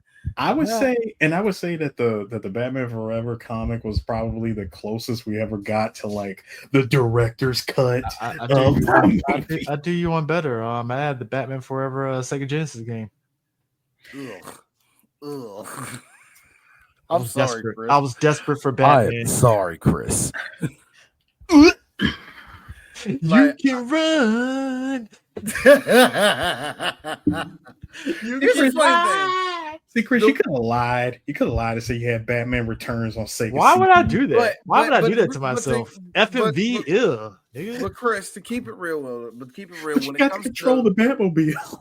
When it comes to the Batman movies, the only one I don't like, literally, is Batman and Robin, and everything else is a big yes with me, because I think almost all of because here's the funny thing. I'll be real. I can't right conscious put this over the Mr. Freeze out movie either. The Mr. Freeze movie was actually one of my favorite things from Batman animated series. Sub-Zero.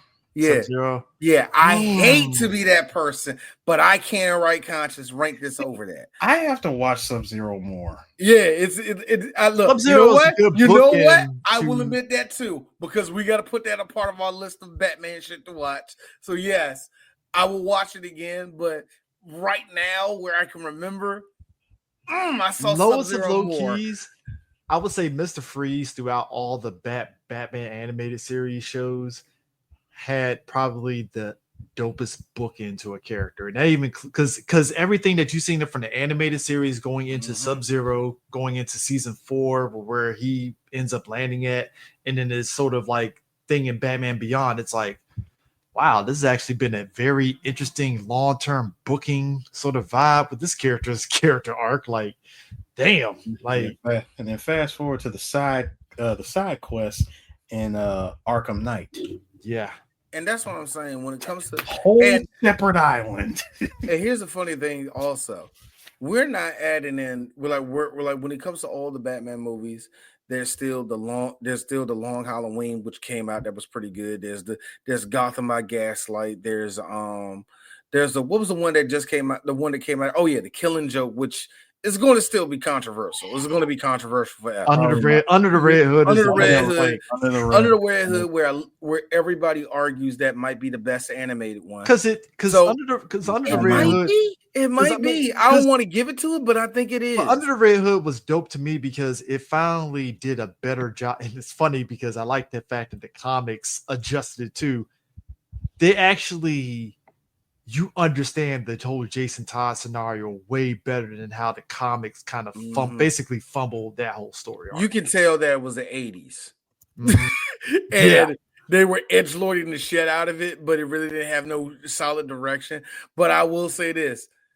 Those scenes, those steals with the Joker with the crowbar, that thing is still rough to look at, and they drew that in the 80s. It was like, ugh, so you get an animated form, and they're able to adjust it, and it's like, oh, that's how he comes back. All right, cool. And then you have, like I said, then you have Bruce Greenwood, who's a really good Batman, and then right across from him is the Batman. It was the dude that's taking over Kevin Conroy's voice right now. Your boy, your boy, he's Batman now. He was on The Boys. Shit. Jensen Ackles? Yeah, Ackles. Yeah. Jensen Ackles was it might be the best one. Yeah. And of course, me and Eris's favorite part in the whole world. Well, you gotta give the boy credit. Came all the way back from the dead to bring this shit thing together. Hey, who's got a camera? No, yes, your favorite. Mine will always be.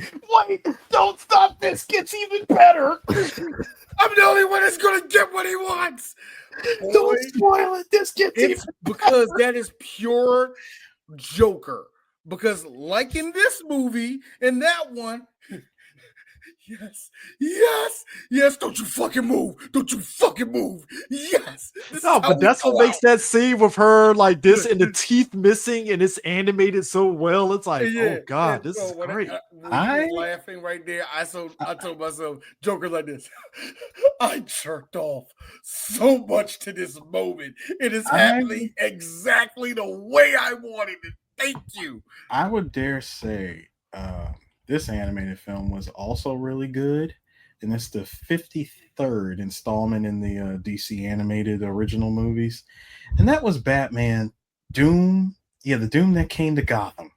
Mm-hmm. Doom that came to Gotham was what? What was that? That was 2023, and that was the one where you found out that like all the world's elite in Gotham, including the Waynes, were part of this like cult, and Batman has to Batman basically makes a choice, and it it reminds me quite a bit of episode 1 on Leather Wings. Oh yeah, where he actually I didn't see this one, Eris. I'm sorry. Go ahead. Yeah, you got to watch it. It's actually good. Yep. That one surprised me. I happened to watch that episode on a plane ride to Japan. I like how I just see John DiMaggio is doing James Gordon in this one. Cool. So he's Gordon in this one. I always like it when you got to go down where I got to look at the list of who's doing the voice and shit like that. Like, okay, cool. I mean, so that's cool, man. But yeah, but this whole movie, like I said, I think number one, I thought this movie was like an hour and a half, and I was like, oh, an hour 15. Huh, interesting. Yeah, not bad. Not actually bad set. Like what I said, that's the only thing that's really drawn away from it. It feels like three episodes thrown together. One more movie to bring up. We'd be wrong not to bring it up because we brought it up several times in this one, and it's actually a really good one. Batman Beyond. I already said Batman Beyond, the Return of the Joker. I already said that. I'm sorry, I didn't mention it, but yeah, that's a really good one. Yeah, and I think, and I hate to be that person. Yeah, Phantasm doesn't beat that one out for me. That's the thing, because Return of the Joker, especially the unrated one, that shit went hard. It went hard, and I think that's the thing. Again, it's very full circle. Like I said, outside of Batman and Robin, all of these Batman movies to me are fun. For me, all of them are fun. But go ahead, I have an honorable mention. What? 2 honorable mentions. What? Assault on Arkham, and Hush. I don't like Hush. Not Hush. Hush was I don't rushed. like Hush. They somehow made Hush worse than the fucking comic. Hush is a weird. It's so weird how it is actually. Yeah, Chris was right. It's actually worse. I'll say this: Hush is more of a take it or leave it type of movie. You're either gonna like it or you're not. All right, you know what, Eric? And I get it. No, if you read the book, you're definitely gonna hate the movie. I was gonna say that. Yeah, you're talking to two niggas that read the book. However, yeah, I watched the movie first, and I was like, oh, that's okay. You know, Long Halloween. I went in. Hold on. I went into it. I'm going into it like completely blind because I never read the book. So I watched it thinking, okay, this wasn't bad. It was all right. Then I read the book. Like I said, I read the book, and I'm like, oh. Long Halloween did the same thing too. They knew they had to divert. I did not I'm sorry. I did not understand y'all's game. I am sorry. Dreadfully sorry. Well, yeah. Yeah, but Batman Master Phantasm. Go see it. Go watch it. Buy the Blu-ray, 4K, or whatever. It is a must. It's a must. It's a must. So Dark Knight Returns, gentlemen. Oh yeah, the Dark Knight Returns. Do you know I have a love-hate for that? Part 1 and 2. I have a love-hate for that for all of that. The Frank Miller rush of the 2000s. I have a love-hate for that moment because it did reinvigorate a lot of people's love of comic books. Mm-hmm. I will admit a little bit for me when it comes to Batman, but it was like right in the middle where it's like, hey, I don't think Frank Miller's that great. And then it became a yelling war between everybody and all the rest of it. And now it's like, was that before or after we saw 300? But it was after. It was after. But that being said, though, still, Harris, Frank Miller really did. I'm not saying he's responsible for this because you can put this on pretty much all comic book creators when it comes to this shit. In the 2000s, that's when the beginning cracks of the grifters started showing up. Oh yeah. And I won't, and I say this in the sense of they weren't doing it bad at the time, but one big thing, and DC fans, we don't like admitting this shit, but this is something we all have to admit. We love the fact that there was a difference between Marvel and DC. That DC would be a little bit more edgelord, a little bit quicker to show death, a little bit quicker to have heavier subjects than Marvel at that time. Now, is that true or not? Yes and no. Whatever. It doesn't matter. Everybody bought into that identity, and when the Heath Ledger Joker came out, it drove it in even harder. That these movies had a lot more grit, that DC was about killing people. Woo. And all of that energy went into New 52. And that's when I can say, that's when the rift started happening.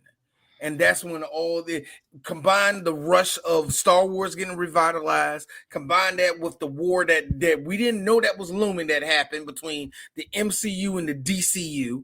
We like, all of that, you two being at the front of it. Boy, Eris, that's why I don't like talking about Frank Miller, because now I can see how we traveled down this road, and now we're at.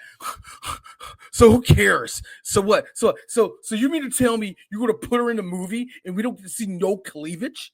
Like, do they even know what a comic book is? Do they even know it? No, my favorite. I'm so sick of that. For the last 6 years. MCU's been called the MCU. The MCU. We had to hear the term "go woke, go broke" and all of this shit. Combining with the internet being so volatile and toxic as it is, how we're not surprised that we got here. You say all this, and Alan Moore is like this. And that's the sick part. Alan Moore told all of us years ago, and you know what we collectively told him? Shut your old ass up. We all said it. Alan Moore ain't looking too crazy today, is he? We called him every type of curmudgeon and everything else. Everything but a child of God. The motherfucker, like, I swear, Alan Moore was right about most of the shit that we're seeing. He said, I told y'all. If Alan Moore, look. Alan Moore was on business back in the 90s when they tried to get him to write for shit back then. Look. And he was like, I'm not writing for no Hollywood bullshit. As a guy that got hip to Alan Moore's fucking Swamp Thing, I like crazy Santa Claus. All right. That's Alan Moore for me. That's crazy Santa Claus. Alan Moore told all of us years ago that we coming down this road, and you know what the other thing was? You know what the other thing was that we all let go, but ended up becoming a TV show was The Boys. When The Boys came out, people let that go. We let that edgelord piece of shit go. No. Hang on. You let it go until season 4. No. I'm talking about the comic. No. Because I'm talking about the show. Yeah, because for the longest time, the comic, and again, Garth Ennis Punisher run, love it. Garth Ennis's Boys, fucking trash. It is some of the worst writing. It's some of the most. It's like, dude, it's why all of us that read the Boys comic love the TV show, because it's like, oh my god, thank you. It's a middle finger to him. It's a complete middle finger to him, and all those people that want to drive comics into that avenue. But here's the irony of it: the people that are doing we're saying, yeah, fuck you to him. Do you know, on a weird level, we're with the problem? Yeah. Well, we're a problem. It's like I said with the Boys. You felt like the show was 100% on your side of like being anti-go woke, go broke, right? And it was like that up until that 4th season when it literally turned the mirror around and pointed it directly at you. And then they got like this. Yeah, they did. As soon as they turned that mirror around and said, "Say, what's that you see there?" So they started like this. Boy, they did that when milk. They did that when Mother's Milk punched your boy in the face. They're like, but he was just saying his freedom. The first image of them being racist, like scared and racism. This first image right here, that was the end of season 3. The second picture, they killed old Soldier Boy. No, the second picture, this was the beginning of season 4 when they realized, oh god, even the boys betrayed us. They've gone woke. They gone woke too. What did they do to Homelander? Homelander always been a good guy. No, wow. What the fuck was you looking at? He killed people on the plane. I like how this dude has. I'm like, that's what I'm better. You know, I'm better. But here's the sick part about this. Those same people that watch that show will sit and tell you that comics are not political. Coming from a comic that was made because of the political climate that was going on at that time of everybody being polite, when we realize we're everybody trying to be all upstanding. I'm a part of the American way. This is the one thing I will give the Boys, is that it showed the light of how people really are. Where it's like, yeah, you know what? And you saw Homelander had that car. He's like, you know what? I don't like him. He's a dirty nigger. I'm sorry, what? Yeah. You know what? Yeah, fuck you too. See you, kid. And just kill. It's like, yo, why would he do that? During the 90s, like I said, when we all saw the truth of what America was because of 9/11, it changed a lot of people.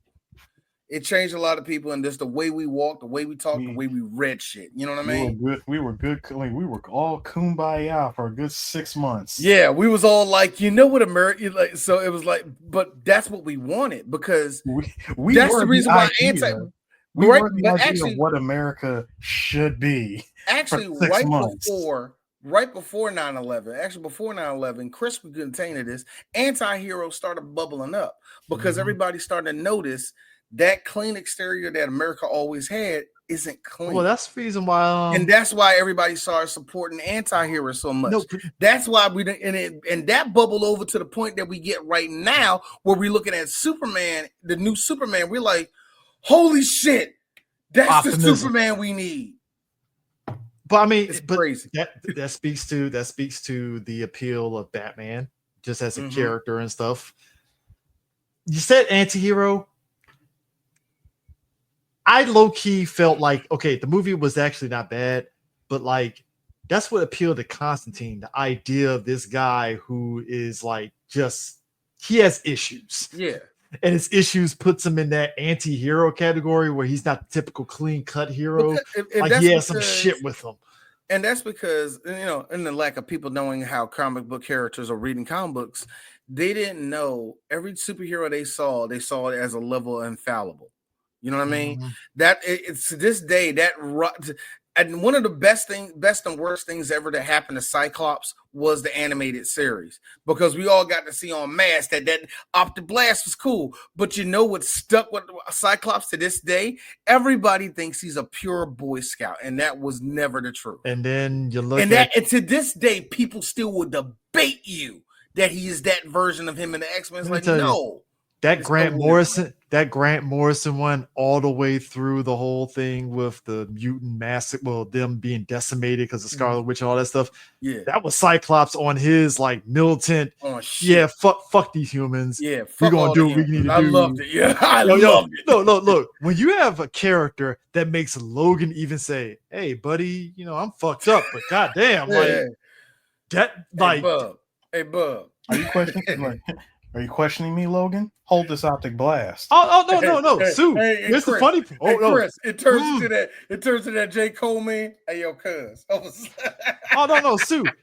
He said that shit to fucking Logan when he was like, "Yeah, so Logan, I'm trying to get X-Force back up," and Logan was like, "Whoa, buddy, like, pump your brakes there." Why? And Scott convinced that nigga, get your small ass in that black spandex. And we got shit to do, Logan. I ain't playing with you, James. Get your surrogate daughter X-23 with you. Take her with you. Get that giant ass Native American to help your ass out. And what's Domino? What's her ass doing? Where the fuck Domino at? Where that light skinned bitch at? Tell her to get. Dude, I swear to God, that's exactly how he talked to Logan. Logan looked at him like, okay. All right, cool. That's what I'm saying. But it's so funny how everybody has a perception of it. Back in the night, like I said, a lot of people, like, even with Storm to this day, people are like, well, Storm is this. Like, have you read Storm? You read Storm? Granted, I don't like white guys that write for her because they always either make her super militant or they make her a bitch. And I hate how they do either way with her. But even still, it's like, have you read what Storm does? But Storm kills people and go, they got in the way. I'm just saying, look, they saw me making the damn cloud. But going back to Batman, though, like, I think that's the appeal of Batman, for better or worse. Even the people that aren't a big fan of, he's ACAB Batman. People want to be Batman because it's like, he teeters that line between, depending on who's writing him, he's like the everyman hero in a weird way. He's just rich, or super duper, like, okay, this guy just does everything, right? He's just he just does a little bit too much. What's your superpower? Killing Darkseid like it's a Tuesday, like that's what we're doing. That's it's kind of funny. Batman, what's your superpower? I'm rich. Like, that's kind of the thing that pisses me off about Tony Stark. Like, I feel like we give Tony Stark way too many cool points. I'm like, he's just a nerd. Don't do that. like I feel like we give. He's what Elon Musk thinks he is. Like, to me, he has a drinking problem that goes unchecked. He's shit to all of his friends. Mm-hmm. That's the other one that gets me. Who wants to work with Tony? But somehow, some way, he's always the leader.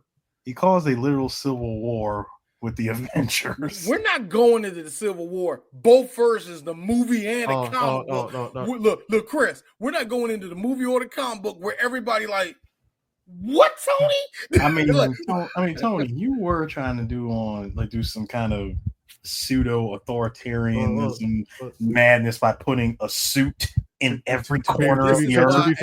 To be fair, Sue, I think the funniest thing ever is when Tony unmanned suit. By the way, when Tony in Civil War thought him and fucking Steve were friends, and I'm like, y'all were co-workers. Steve knew y'all were co-workers. The fuck Note the word co-worker. Note the word co-worker. Hey, look. D had me. No, I had D rolling. I was like, I find it funny. He's getting double teamed by Bucky and Steve. Like, he thought that they were friends. I'm like, Chris, nah, buddy. No, Chris. The movie prior to that, this is when you knew that things were about to escalate to Civil War. What Captain America does, and I quote, log. All right, Tony. So you're gonna do things your way. I got mine. And they just left the conversation at that. Side note: every woman in the theater got wet when he just Twice, actually, twice. That moment, and the other one. That's what I'm saying. I feel curling that fucking air hoppers. Like, so even then, that's what I hate about Captain America.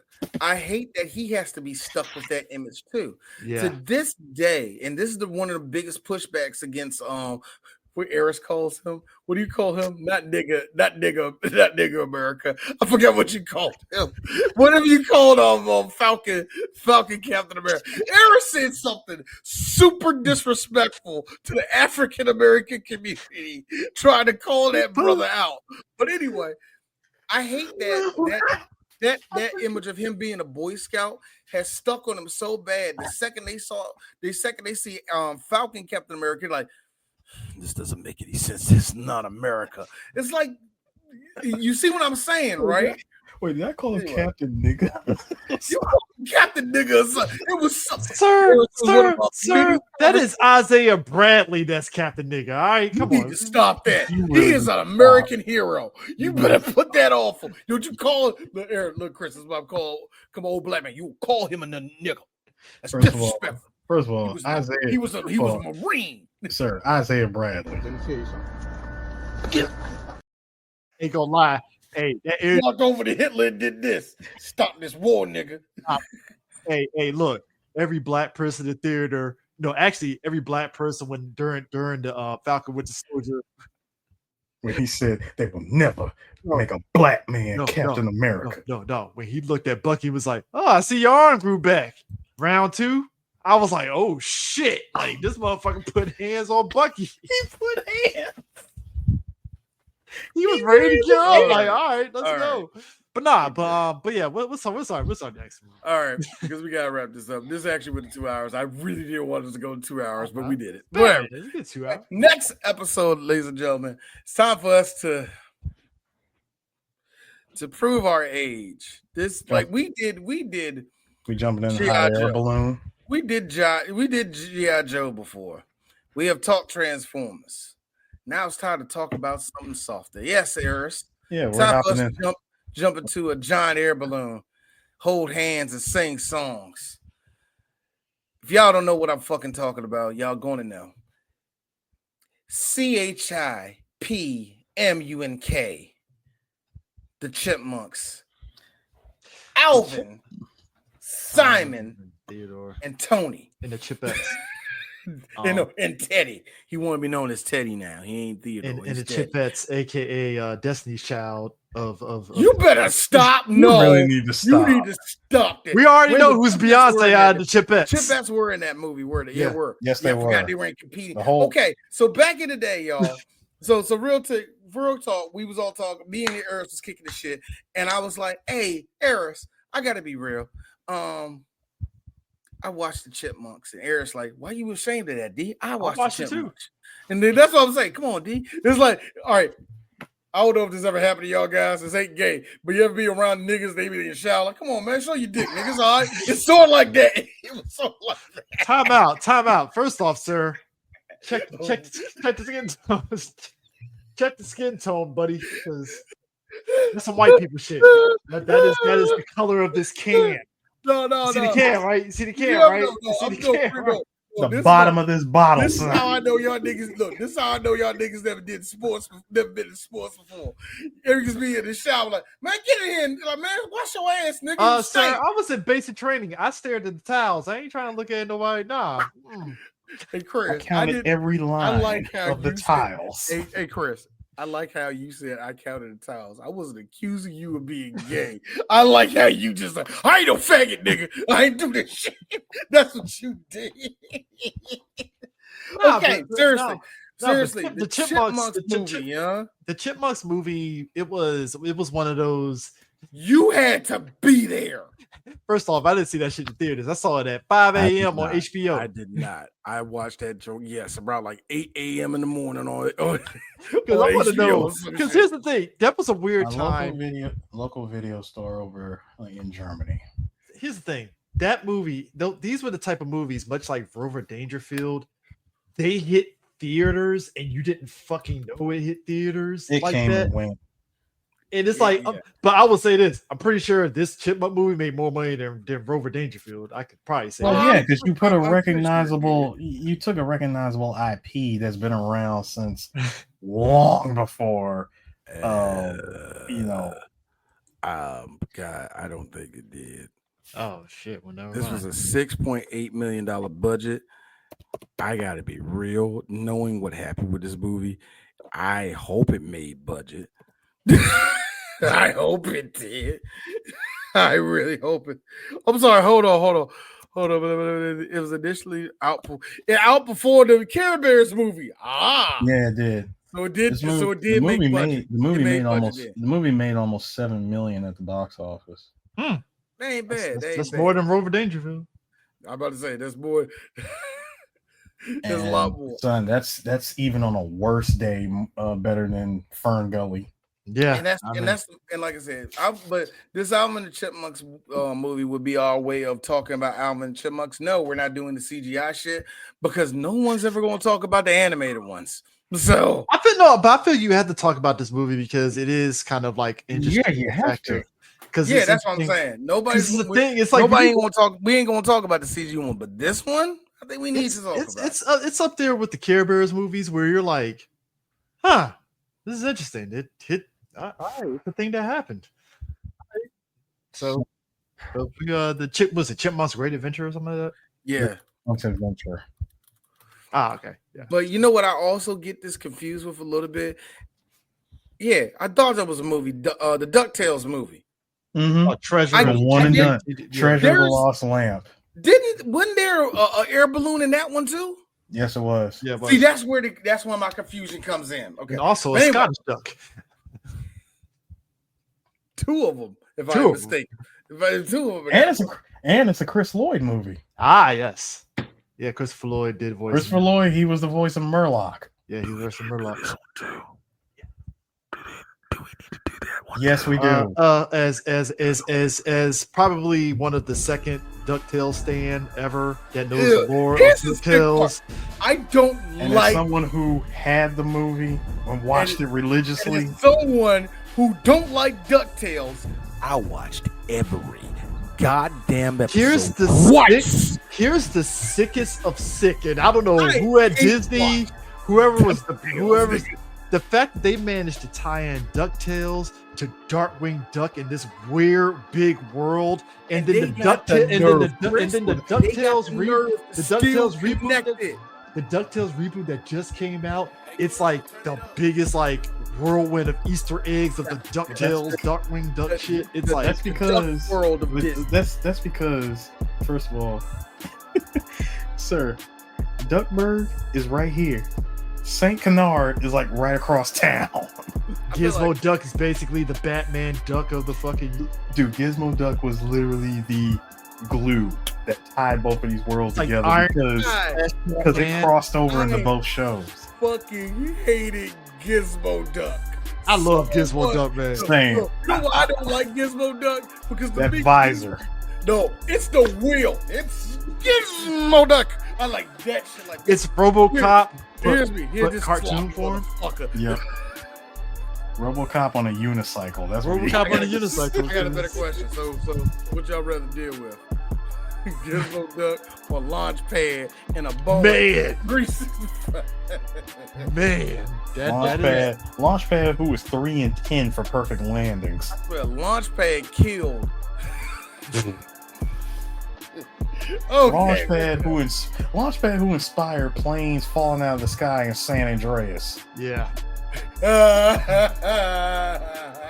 anyways, that is Batman Mask of the Phantasm. We had fun tonight. Thank you for joining us. Jeez, Mr. McDuck. I don't want to go inside it.